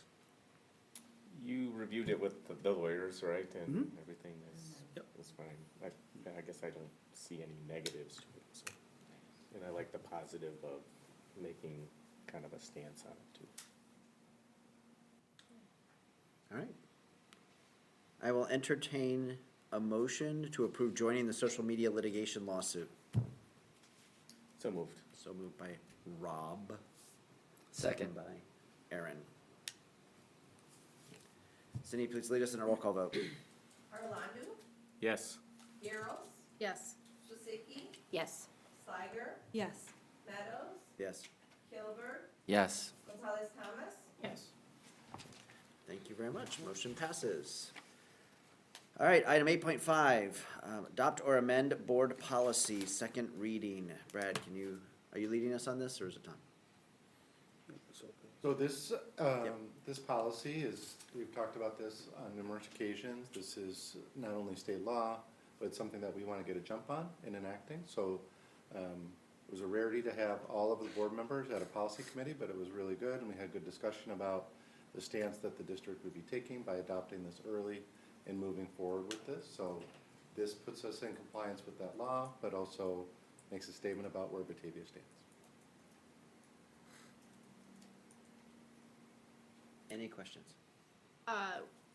We had asked Tom to reach out to the attorney regarding adding language about training his staff. So I know you'd given us an update through email, but did you? Yeah, absolutely. So it was advised that the policy not be altered in this particular case because it's so tightly aligned to the new Safety Act and some of the state mandates that surround that. However, with procedures, if the board has consensus or a desire to make sure that the administration includes in the procedure some language that shows a requirement for training, and understanding of the building's protocols or district's protocols, he suggested that that would go into the administrative procedures. And it gives us then the ability to kind of work with that.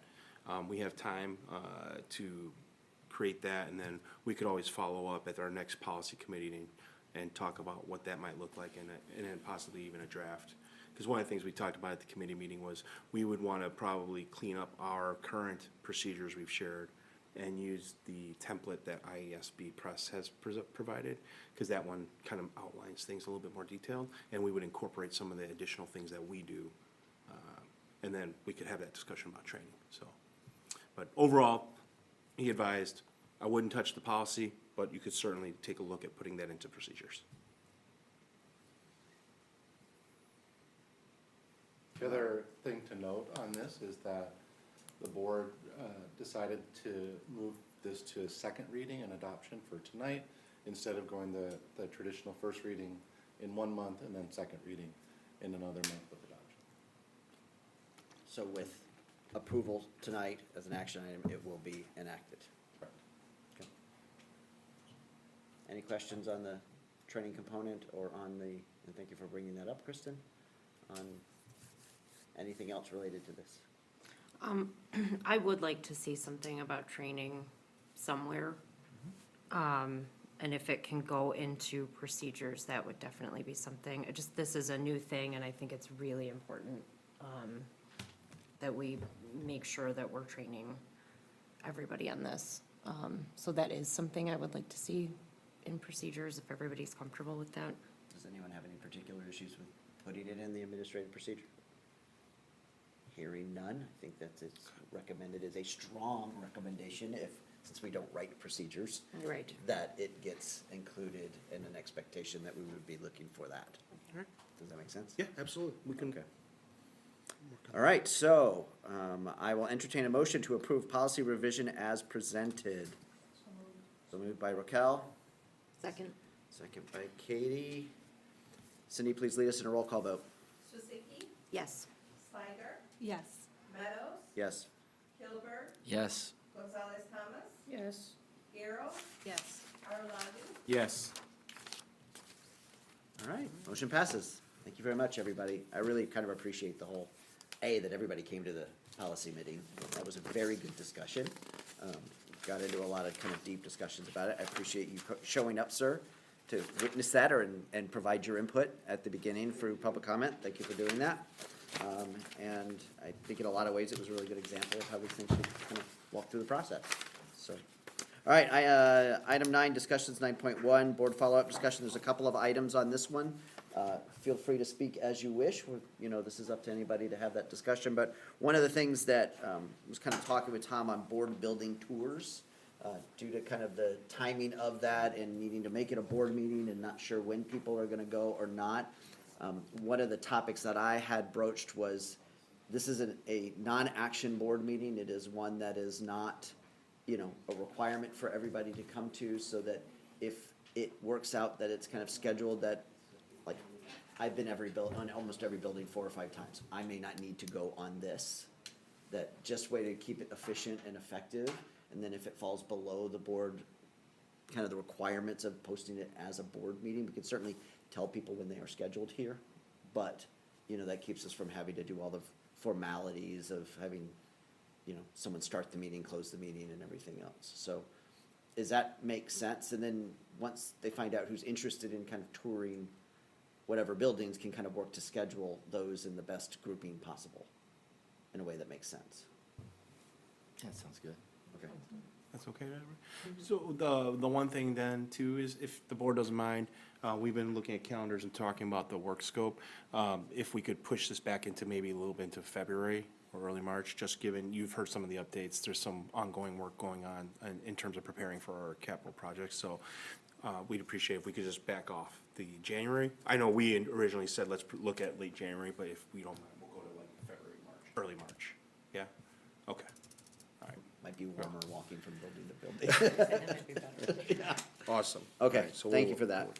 we'll look at All right, item 9.2, so this is something I think we started last year, or a year before, was after going to the joint annual conference, which for those that are watching, is an opportunity for, because we don't actually get a lot of professional learning opportunities in our board processes, so this allows us to go to various sessions, engage with our fellow board members, some staff, whomever happens to be there over time, and learn a few things. So I wanted to give everybody an opportunity to kind of talk about a few takeaways they may have had, if there are things they feel like might adjust some of the practices we might want to investigate, that this is an opportunity and not the last opportunity to kind of bring those forward. So I can start if you like, if you're still thinking about it a little bit. One thing Tom and I actually already started, which is Tom and I, before the board agenda goes out, we meet the Wednesday before, so that we will then specifically review that agenda together and talk about it. It kind of grows over time, and he makes me aware of as the things get added, but that's also just to make sure that we're on a kind of a tight understanding of what's in that. It also would be helpful, that way you guys would know that if there's something you'd like included in this discussion part, you know when we're gonna be meeting, and we can talk about it, and therefore you can request it by that Wednesday before the board meeting, and just send it to Tom and I. So that if there's a topic you want included for discussion, and then in the theory of that would be, we would bring it here as a part of the discussion portion, and then if it's determined that we wanna turn it into a full-blown topic or future action item discussion, we can plan that out as a board. So it's all open and in front, and it manages a way to give a kind of consistency to the process. That resonated with me, because I've heard some commentary from fellow board members that they would like that. So that's one of the things that I saw in that. The other thing that is not on this yet, that we are continuing to talk about, is a little bit of kind of sitting in the meeting and, sitting in that agenda process and kind of identifying potential targeted discussion or lengths of time for each agenda item. So that whether that rolls up into 9 is gonna be about 30 minutes and 8 is gonna be 40 minutes or whatever, or each item. Partially for 2 reasons. One, it gives us all an understanding of where we are on a time clock, right? So that the meetings, we wanna get fruitful discussion. This is not about limiting it or stopping it. It's just to make sure that if, some people, not here, but this is one of the discussion topics that people have, would sometimes get locked onto a topic and find themselves difficult. It gives whoever's running the meeting or any other board member to kind of say, okay, we have a lot of other business to get to. One could call for a vote, one could ask to clarify, you could continue it to a further meeting, but it gives an agenda to kind of, a spot for that to occur, And then that allows us to kind of keep the meetings. Ironically, the name of the session that I'm pulling most of this from was like how to run kind of efficient board meetings. Great discussion, not an efficient session. This is one of those, if those that haven't been, they do a lot of like community discussion and engagement and everything else. And it turned into 45 minutes of asking questions by the people there. I don't think they got through 3 slides, So they said they were sending them out later, but, and there was a lot, it was good discussion back and forth, Few things, the joke was, there was one, they asked anybody in the room, who's a board member, who's a board president, who's an attorney, who's the school district attorney, because some of them have them on staff. One person raised their hand, and then one of them said something along the lines of, well, we were not sure when we're supposed to record meetings or not record them. No kidding, the attorney got up and walked out. Yeah, so it was a very interesting session. That's my kind of primary takeaway. I do want to thank everybody that had time to come and kind of get together and hang out. We don't get the time to meet and hang out socially much at all, and so we appreciate that time. I want to say thank you to Katie for doing the delegate process as well. That was very interesting. Yeah. Your second point about the time agenda. Yeah. Is that the public would then also know when Thank the you. topic was being discussed on our recordings. That way they would have an idea of that there's something they could kind of Go right to hit it 30 minutes in. Yeah. Sort Be of looking thing. forward to Yeah, that. yeah. I like that idea. Okay, I'll go ahead. go ahead. So, I had the opportunity to go to 2 different sessions, and the first one was a superintendent evaluation best practices, and I thought it was appropriate because we as a board are right in the middle of doing a superintendent evaluation, so I went to that, and I know Kristen will probably talk about the session she went to as well. So this one caught me a little bit off guard because it was facilitated by an individual that was part of a company that sells a superintendent evaluation software. And I thought I had walked into a commercial, for this software. And they were really and they had people on the panel that used the software, and they were, singing the praises and stuff like that. So I was tempted to walk out because I didn't feel like that's what I wanted to hear really.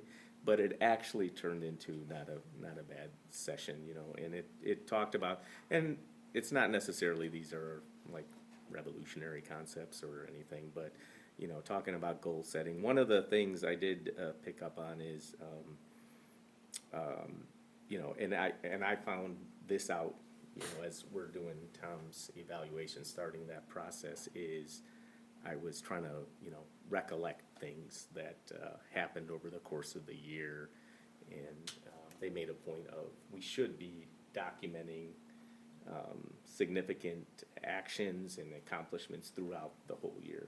So that to me was a good suggestion and something I hadn't been following, and now somewhat struggling with to try and think of things as we do the evaluation. And the other thing is, goal setting and being able to, there's probably a ton of goals that we can throw at a superintendent, but we really need to be prioritized, and we need to really focus in on what's going to be in the best interest of our students, and making sure that those goals then we're supporting that throughout the course of the year, and helping the superintendent to achieve the goals. By the way, and that's another big thing is we want these goals, but we want to be able to help the superintendent exceed them. So, so as we set these goals, we want success, you know. We don't want to set a goal to say, hey, you failed this particular thing. In a way, then we failed really if we're in that kind of situation. We should be setting goals to help the superintendent exceed them. And then the last thing I got out of that is, this is, you know, we got Tom currently, but, you know, Tom will not, hopefully he's here for a long time, but he won't be here forever. And this is a good basis as you're thinking about skills and what you want out of a superintendent. As you're looking for your next superintendent, you can draw back upon these evaluations and help you to pick the best candidate for the position. So that was the superintendent evaluation. Raquel and I were both in the recruiting, diversity, hiring, retention talk. So a couple things I got out of that is interesting stuff. It was interesting to hear the perspective of the panel. They came from diverse backgrounds, you know. But one thing, name bias. You remember they were talking about name bias, and that one resonated with me. Is, you know, we have a lot of biases and preconceived notions just by, you know, looking at a resume and seeing a name, and we can already have made up our minds about that candidate. So they were making us aware that, you know, you gotta, you know, understand that that's a real thing, to have those biases, and obviously try to avoid them. Another suggestion that was brought up, which I thought was pretty good, and Steve, I'm not sure how often we do this, or but they said sometimes having school board members at the recruiting fairs is a good idea. And that helps, you know, kind of shows candidates that, you know, serious about the position. You know, you have the school board there trying to pitch and sell you on coming to their school. So maybe we're doing that, maybe we have done that in the past, but that was another item that came up. I can let people know. More than welcome to join. Yeah. I'll just build off of the one, which, yeah, was really interesting. And I think now with the generation of social media, like, candidates will automatically go to our website to see what do we have. So if, you know, someone is a minority group, they're gonna go and they're gonna look to see what's on our website. Do we have diversity on our website? Cause then that will tell them we are a diverse school district. Local school district was on the diverse picture. Oh, that's right, yeah, Easter. East Aurora was on, they just had one school district that was not as diverse, and then they had East Aurora on there. Go Tomcats. And then it was just, cause I think that kind of ties into like that belonging, whereas like representation matters, you know, and if a student sees, is taught by someone that they reflects, mirrors them, you know, they're gonna have that belonging. So yeah, it was a really, I feel it was a really good discussion. And like, there was one, she was a former superintendent, retired, and one that's a current superintendent of a local school. So, but yeah. Yeah, the one was the state superintendent. Yeah, yeah.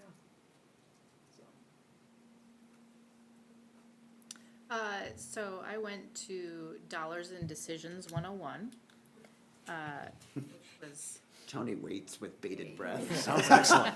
Sounds really good. Sounds exciting. Tony perked up all of a sudden. and, you know, it was interesting. They provided explanation of the board's role in shaping school finance and focused on debt management and budgeting, return on investment.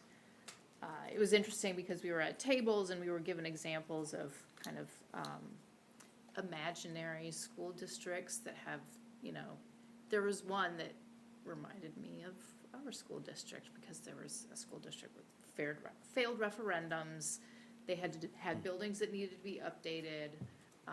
And so then, as a team, we had to decide how we were gonna allocate funds and how, are we gonna look at health, life, safety bonds? It was very interesting.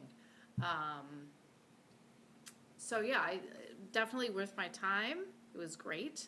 And then the other one I did was the superintendent evaluation, which was also excellent. There were a couple things that I took away that I thought I would bring up here. One was that they recommend, it was through IASB, they recommend that before we do our evaluations, that the superintendent does a self-evaluation. Probably too late to do that now, but it might be something we want to discuss for next year. So And the then, superintendent does it and then gives it to us to review? yes, which I think would be helpful to hear from Tom what he feels his successes or Yeah, challenges. you mentioned that to me, and I don't know why I didn't think of it, because that's what my own company does. Right? Right. Our staff Right, writes right. our own self-evaluation, I'm like, Right. you know, Yeah. so, and it's just it's a way to provide context, and it also helps us remember those things we may not have remembered, so, yeah. So that's one thing we could discuss in the future, and then they also suggested having a less formal, like, mid-year check-in to see how things are going. And then,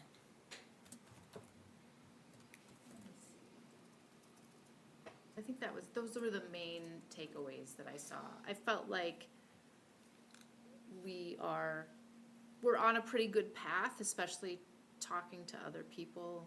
I mean, there were school districts that they're like just starting to do superintendent evaluations. This is our year 2, so So we're still I on the felt like nascent side of it too. We are on a good path, and maybe, there were some steps we could take to improve things, but we're on the right track.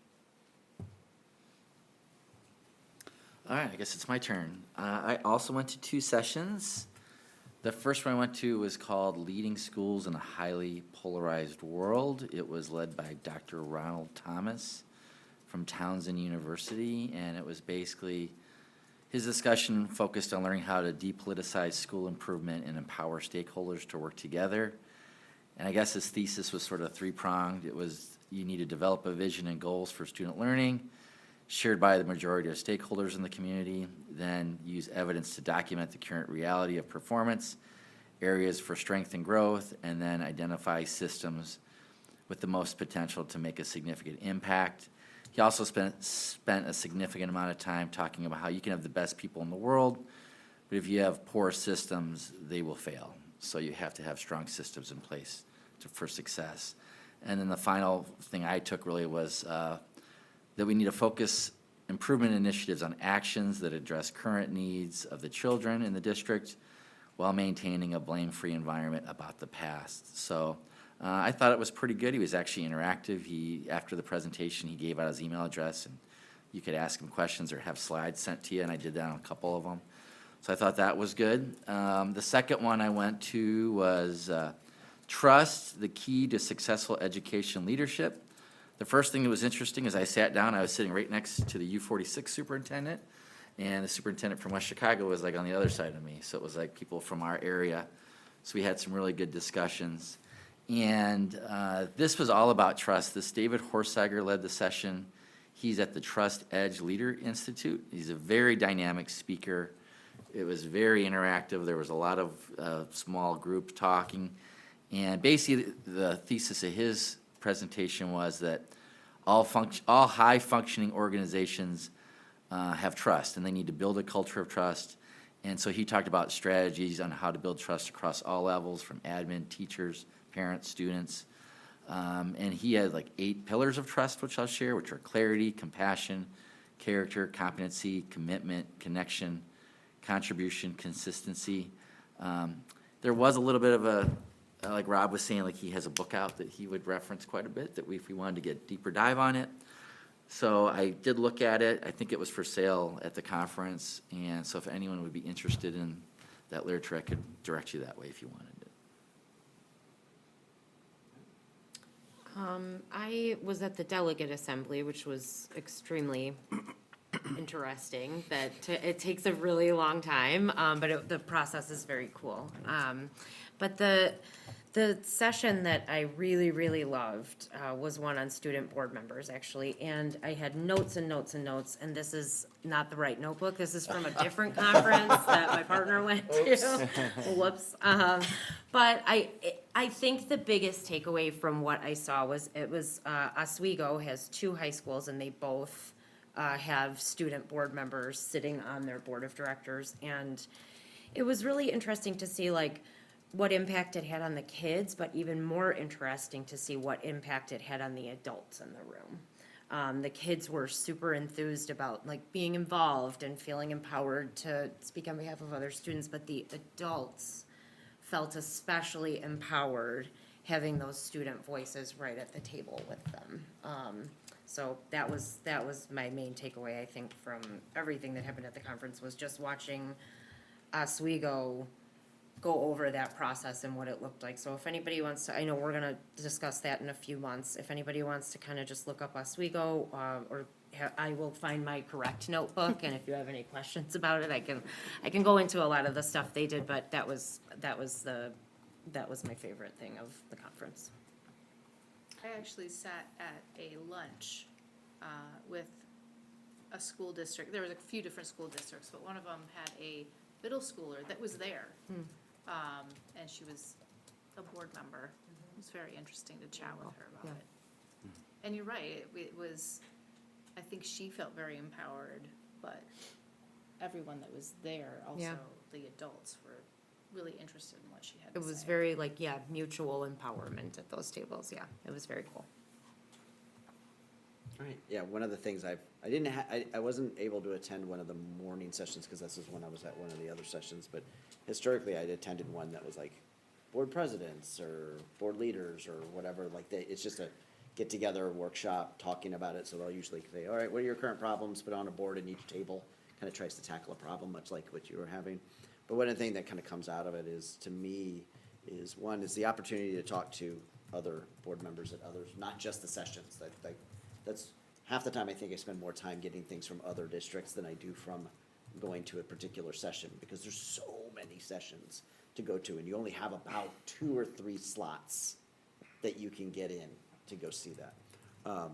But is just the wide range of challenges that many, many districts have, that we are fortunate enough here to not have.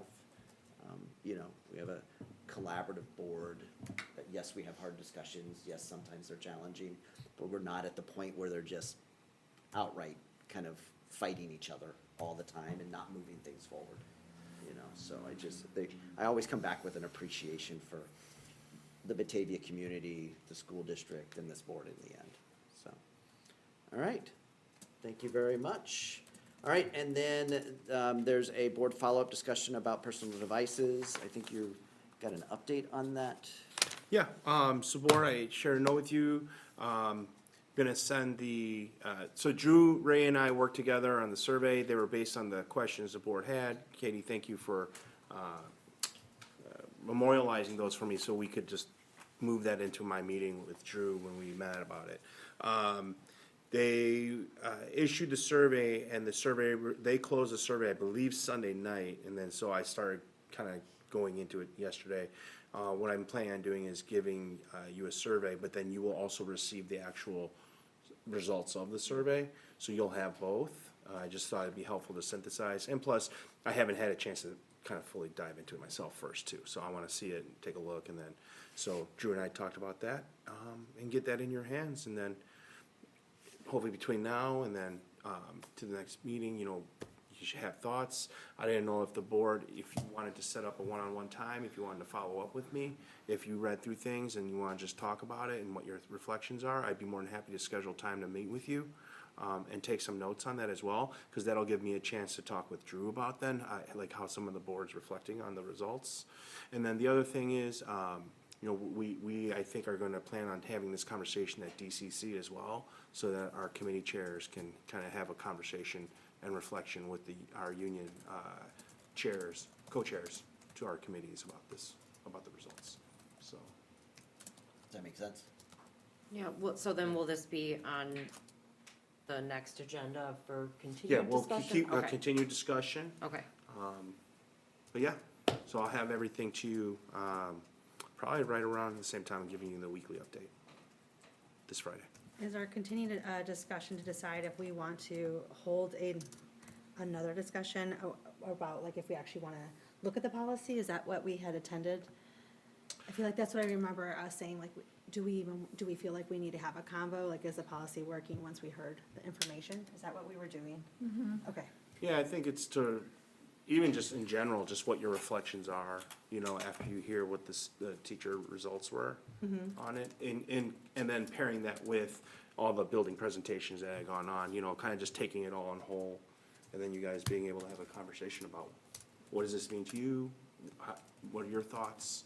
And then Danielle, to your point, we can talk about what are some other steps we might need to start exploring. Yep. Okay, so be on the lookout by Friday. All right, I'll have everything in your hands. thank you, sir. Appreciate it. All right, item 10.1, administration comments. Tom? All right, so I just want to say thank you to all who adopted a family this year and took care of our families that are a little bit more in a situation of need during the holiday season, and supported the United Ways program. Living United, United Way, this is part of the program for the Adopt a Family. I just love being at the event. This is, you know, this is my third year here in the district. I've gone and volunteered for this every year. I just think it's amazing to see how many cars are coming in, donating things that adopted a family, and all these volunteers are coming from our school buildings and from the various partnership groups that we often bring here to highlight for you.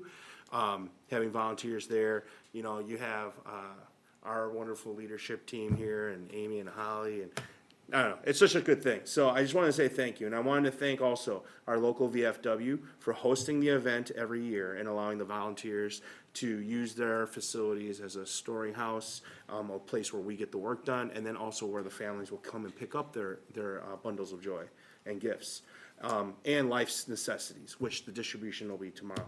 And aside from thanking all the volunteers, one quick reminder to our community, it's such an amazing thing. We hit a record of 394 students who will be supported through this initiative. That's more than 50 kids from last year, and so we're really happy to hear that. Also, last thing, very grateful for the BPS community and those who partner with us. And I hope that everyone of every background during the holiday season, for any faith that you practice, finds peace and joy with loved ones over the holiday break. Get some good rest, and let's have a fantastic 2026 together. Thank you, Tom. Yep.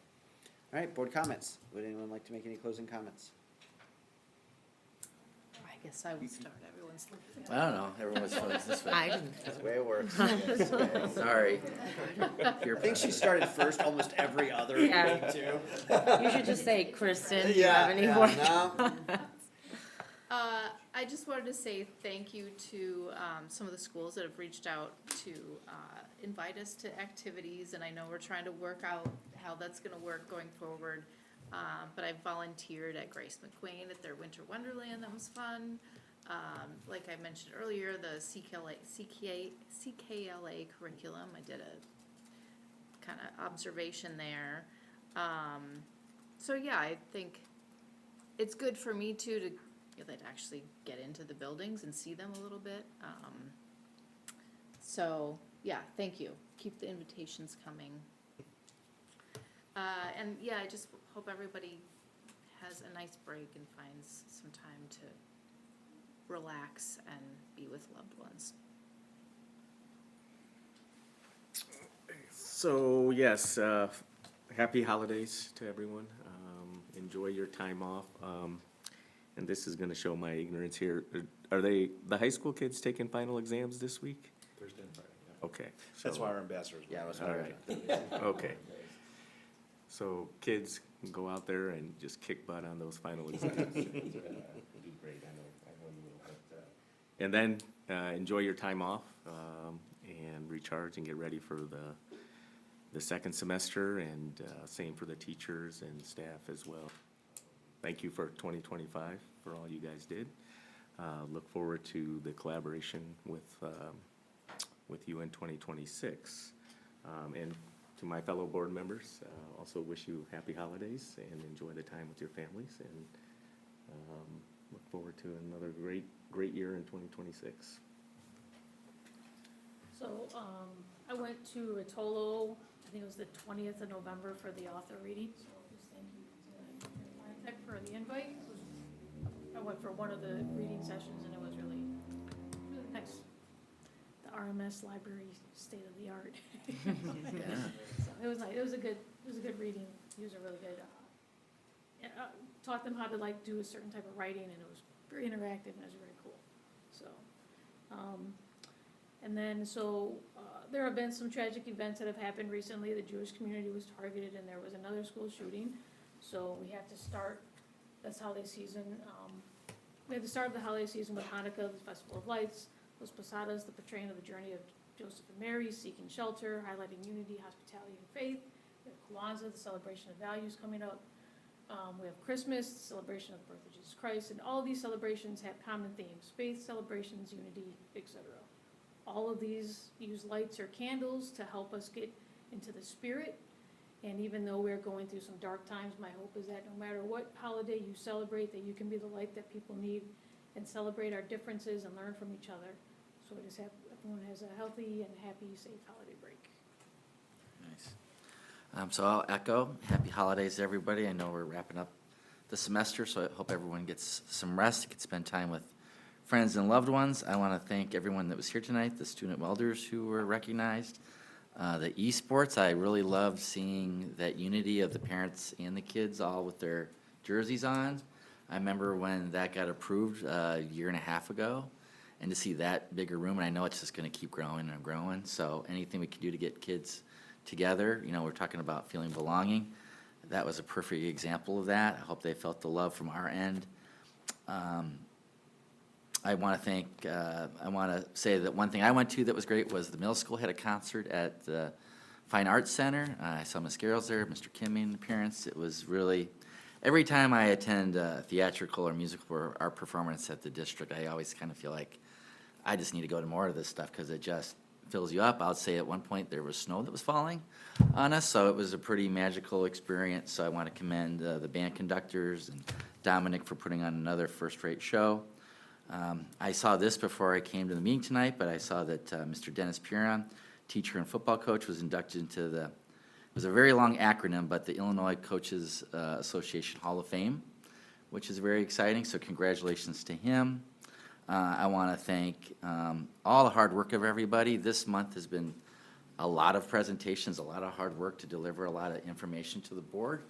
And in my eye, every one of them was very professionally done, very thorough, very easy to understand. And so I know that's not an easy task. So I want to say thank you. I know it's sort of a culmination of all the work we're doing, but it is appreciated. I want to say thank you to my fellow board members. I do. What I love about us is everyone is very passionate about supporting kids. We're all in this for the right reasons. And so I'm grateful for your service. I want to thank my family for letting me serve. I could not do this without their support. And then finally, I want to recognize two people that make the board's work possible, Miss Cindy Rodriguez and Teresa Rodriguez. So if you call the school district or call here, those are usually one of the two voices you're going to get on the other side of the phone. And I cannot think of two finer representatives for BPS 101. They do an outstanding job. Cindy is the board secretary.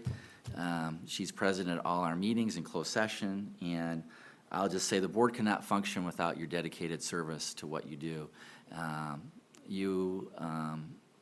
getting emotional thinking about it, but you are a servant leader. You never seek praise or acclaim. You just do the work, and you're there to make sure that everyone has success. So on behalf of the board, Cindy, I want to get up. I know this is unorthodox, but we have a little gift for you that I want to present to you, and just say thank you for everything you do.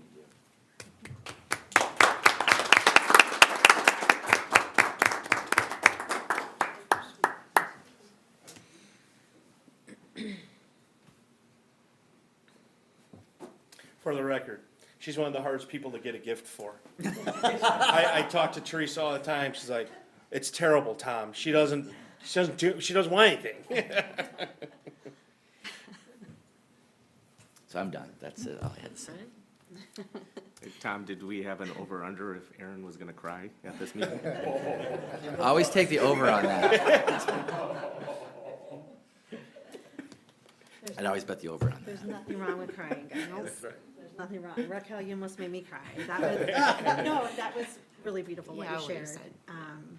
And the way you put it together in such dark moments, that was just beautifully put. So thank you for taking the space to share that. Thank you all for all your reflections. I lost my train of thought. I didn't have anything like prepared to share. Oh, boy. All of that just made me forget what I was gonna talk about. So oh, yeah, so just speaking of the break, I do hope everyone can kind of slow down. It's been insane. I know everyone feels that way for the most part.